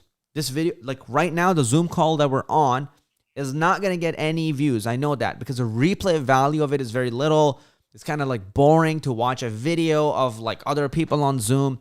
So I understand that. That's probably just going to die at like 2,000 views or 1,000 views. The reason for this is it feeds my soul to connect with everybody that's on this call. It feeds my soul, and I love it when I can actually speak to the people that are behind the camera. You know, that normally I just have to imagine all of you. I have to imagine a Stacy and all you guys, but it's so much, it gives me life and heart. And then this is the food for my soul, and then it lets me go and then make more content for you guys and come up with ideas that are going to actually help all of you. Because up until the Zoom call... We appreciate it, Kazi. It's like, you know, coming from the PWJ OG crew. Yeah. We love having this one-on-one. I don't care if it dies on YouTube, right? It's like, yeah. It's like being able to talk to everyone, like all the brand new people learning how to grow YouTube. Let's go. Hey, let's go. That's beautiful, bro. Thank you. I appreciate it. I appreciate that energy. Yeah, I love this, man. It's really exciting, and it doesn't become real for me until we can do this. Like until we can do this, it's just the number now says 3.7K members in the Facebook group. The number now says 195 comments. You know, so it's just like random numbers. At best, what I see, even if I see comments, just like an avatar next to it. But until I can start speaking with all of you guys and talking with all of you guys, that's when it becomes real, and that's when it's like really exciting for me personally. Rasib says, could you please repeat from where you bring background music? Epidemic sounds. Robin says, that is one reason why I clicked on your Facebook ad for a 5-day clone class, because you had super cool setup, monitors, desk equipment, and lighting. That's awesome. Robin, talk to me about that. Hey.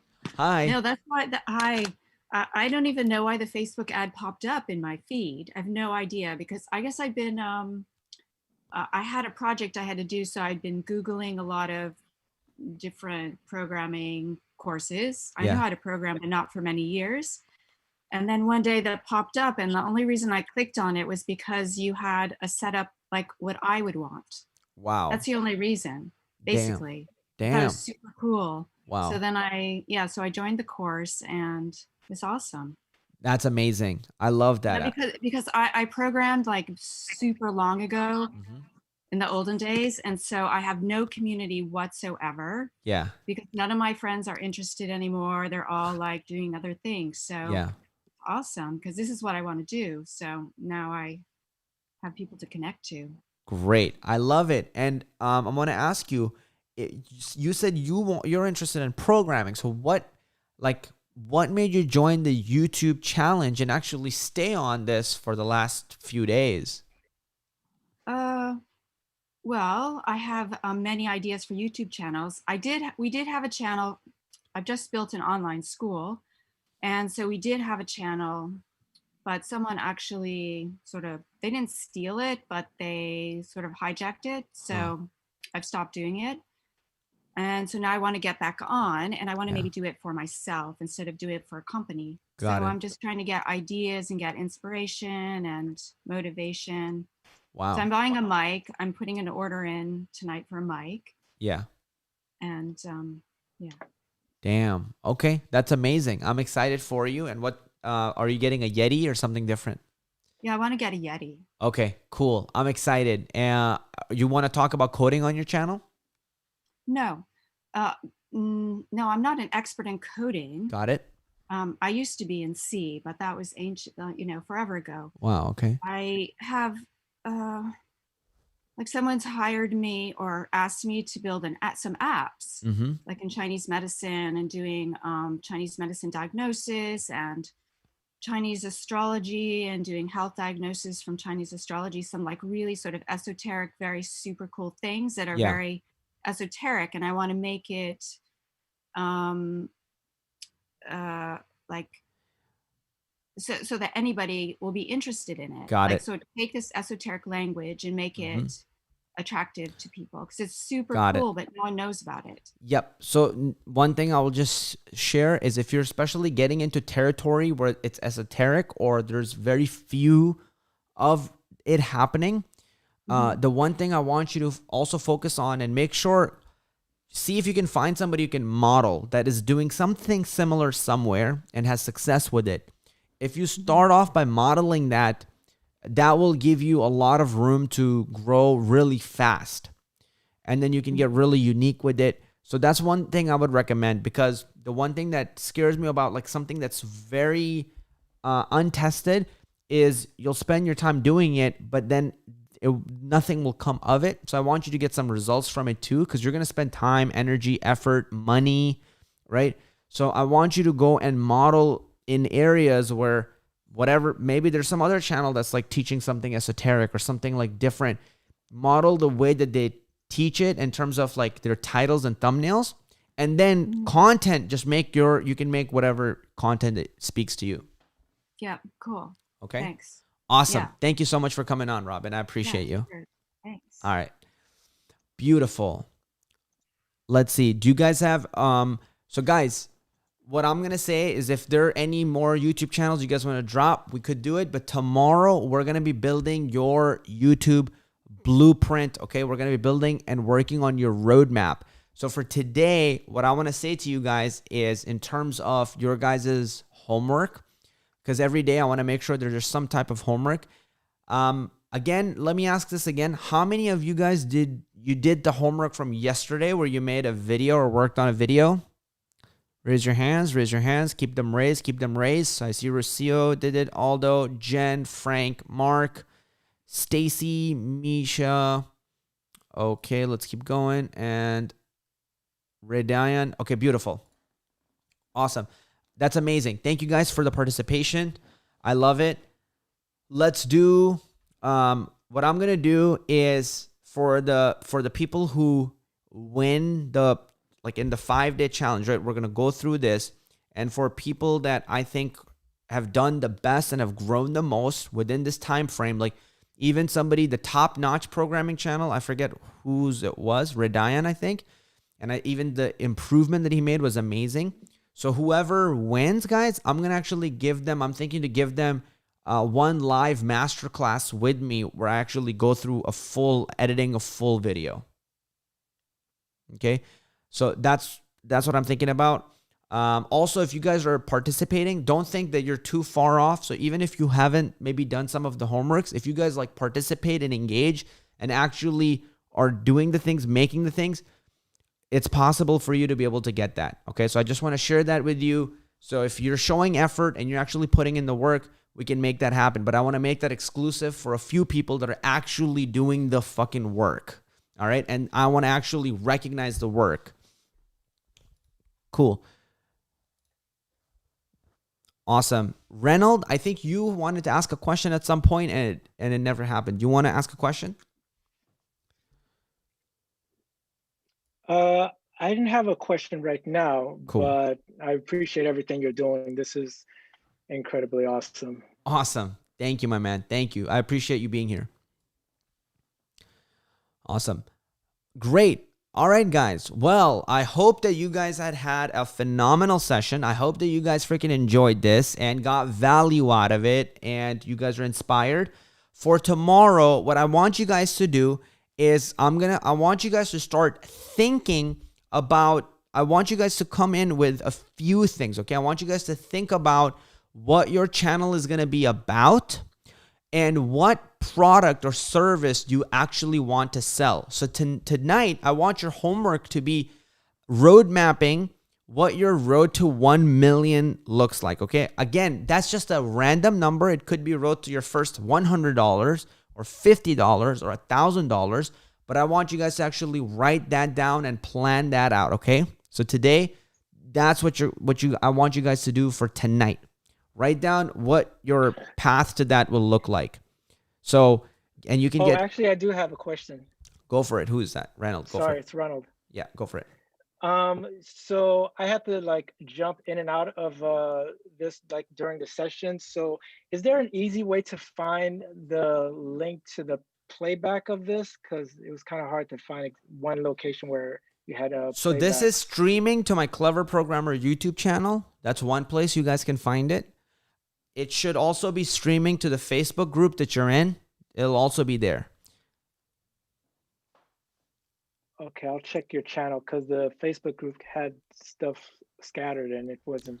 I couldn't find yesterday's. Okay. But I had saved 1 and 2. Got it. So there's the channel, and I linked it for you guys. I mean, not linked it, but wrote the name. So you can go there, and it's in the most recent videos. It's going to be on the channel.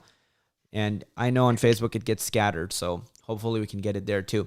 So for homework, guys, plan out what that looks like. So for example, write down what you're going to make. Number one, what are you going to make your content on? What is your niche?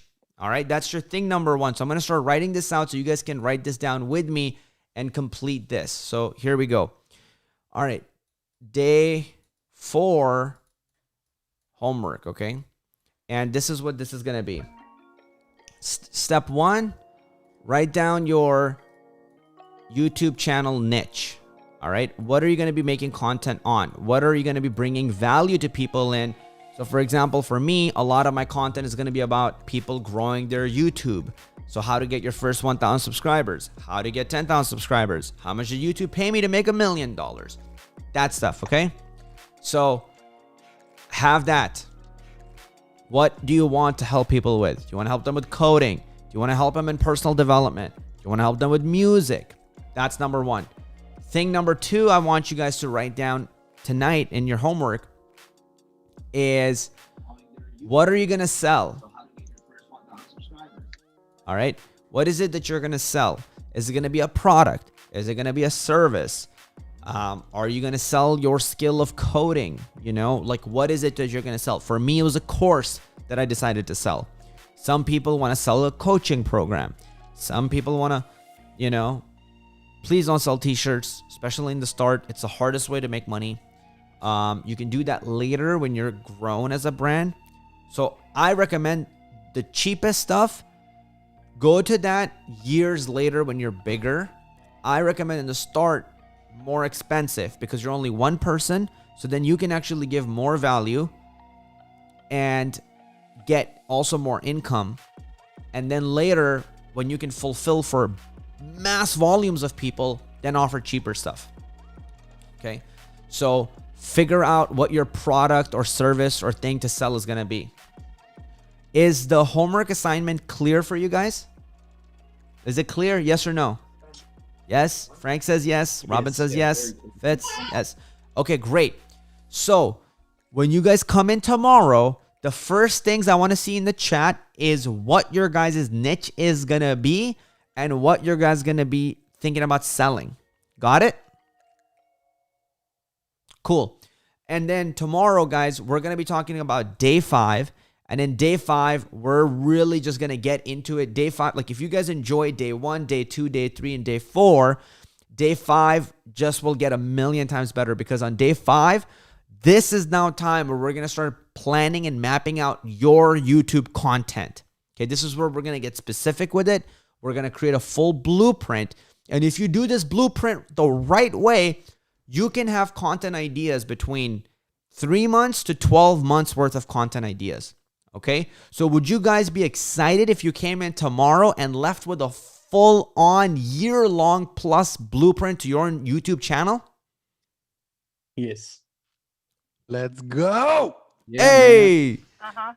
Beautiful. Do it. Nice. It's exciting. I love it, guys. Again, thank you so much for being here. I know we've been going for so long. I love it. Thank you guys for participating and giving that energy. So that's what we're going to be working on tomorrow. You're going to leave with your own blueprints. So make sure you come in tomorrow, come in guns blazing, bring your fucking notes, bring everything, because this is now about you. It's not about me. It doesn't matter how I made a fucking $1 million, how I got 1,000 subscribers. It doesn't matter. What matters is now you're about to get on your journey. All right. So that means you, Frank. That means Zach. That means Adam. That means Herman. That means Rocio. That means Jen. That means Stacy, Misha, everybody who's here. This is now about you and your journey. So tomorrow we turn it around and we give you the keys to the fucking kingdom. Cool? So that's what that's going to be about. I am so excited about this because I think tomorrow what we're going to launch is going to start up this whole freaking world of impact that we can all create together. I can't wait to look back 6 to 12 months from now and see how much impact we've created. I genuinely actually want to create a system where I document everybody's channels and we see how much we're growing. And if you're growing, I want to like document and stay in touch with you. So every single person that's here, Alicio, Aldo, like I actually would want to have an Airtable with your guys' stats in there and a team member that's making sure that we're updating the stats and everything. And I want to see how we're all doing and how much we're all making an impact in this world. Okay, guys? So with that said, man, I hope you guys are excited. Let's do this one last time, guys. Give it all that you got in. I'm gonna in the count of 3. Okay, I want you guys to just get fucking excited as you can get. So 1, 2, 3, let's go!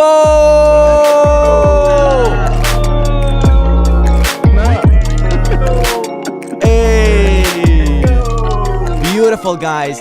Thank you guys so much for coming on here. I love your beautiful face. As you know, this is Kazi. This was day 4 of the challenge. Tomorrow we're going to be attacking day 5. Guys, I love you guys. We are here to change the goddamn world, one YouTube channel at a time. This is Kazi. I love you, and I'll see you tomorrow. See you tomorrow. Woo!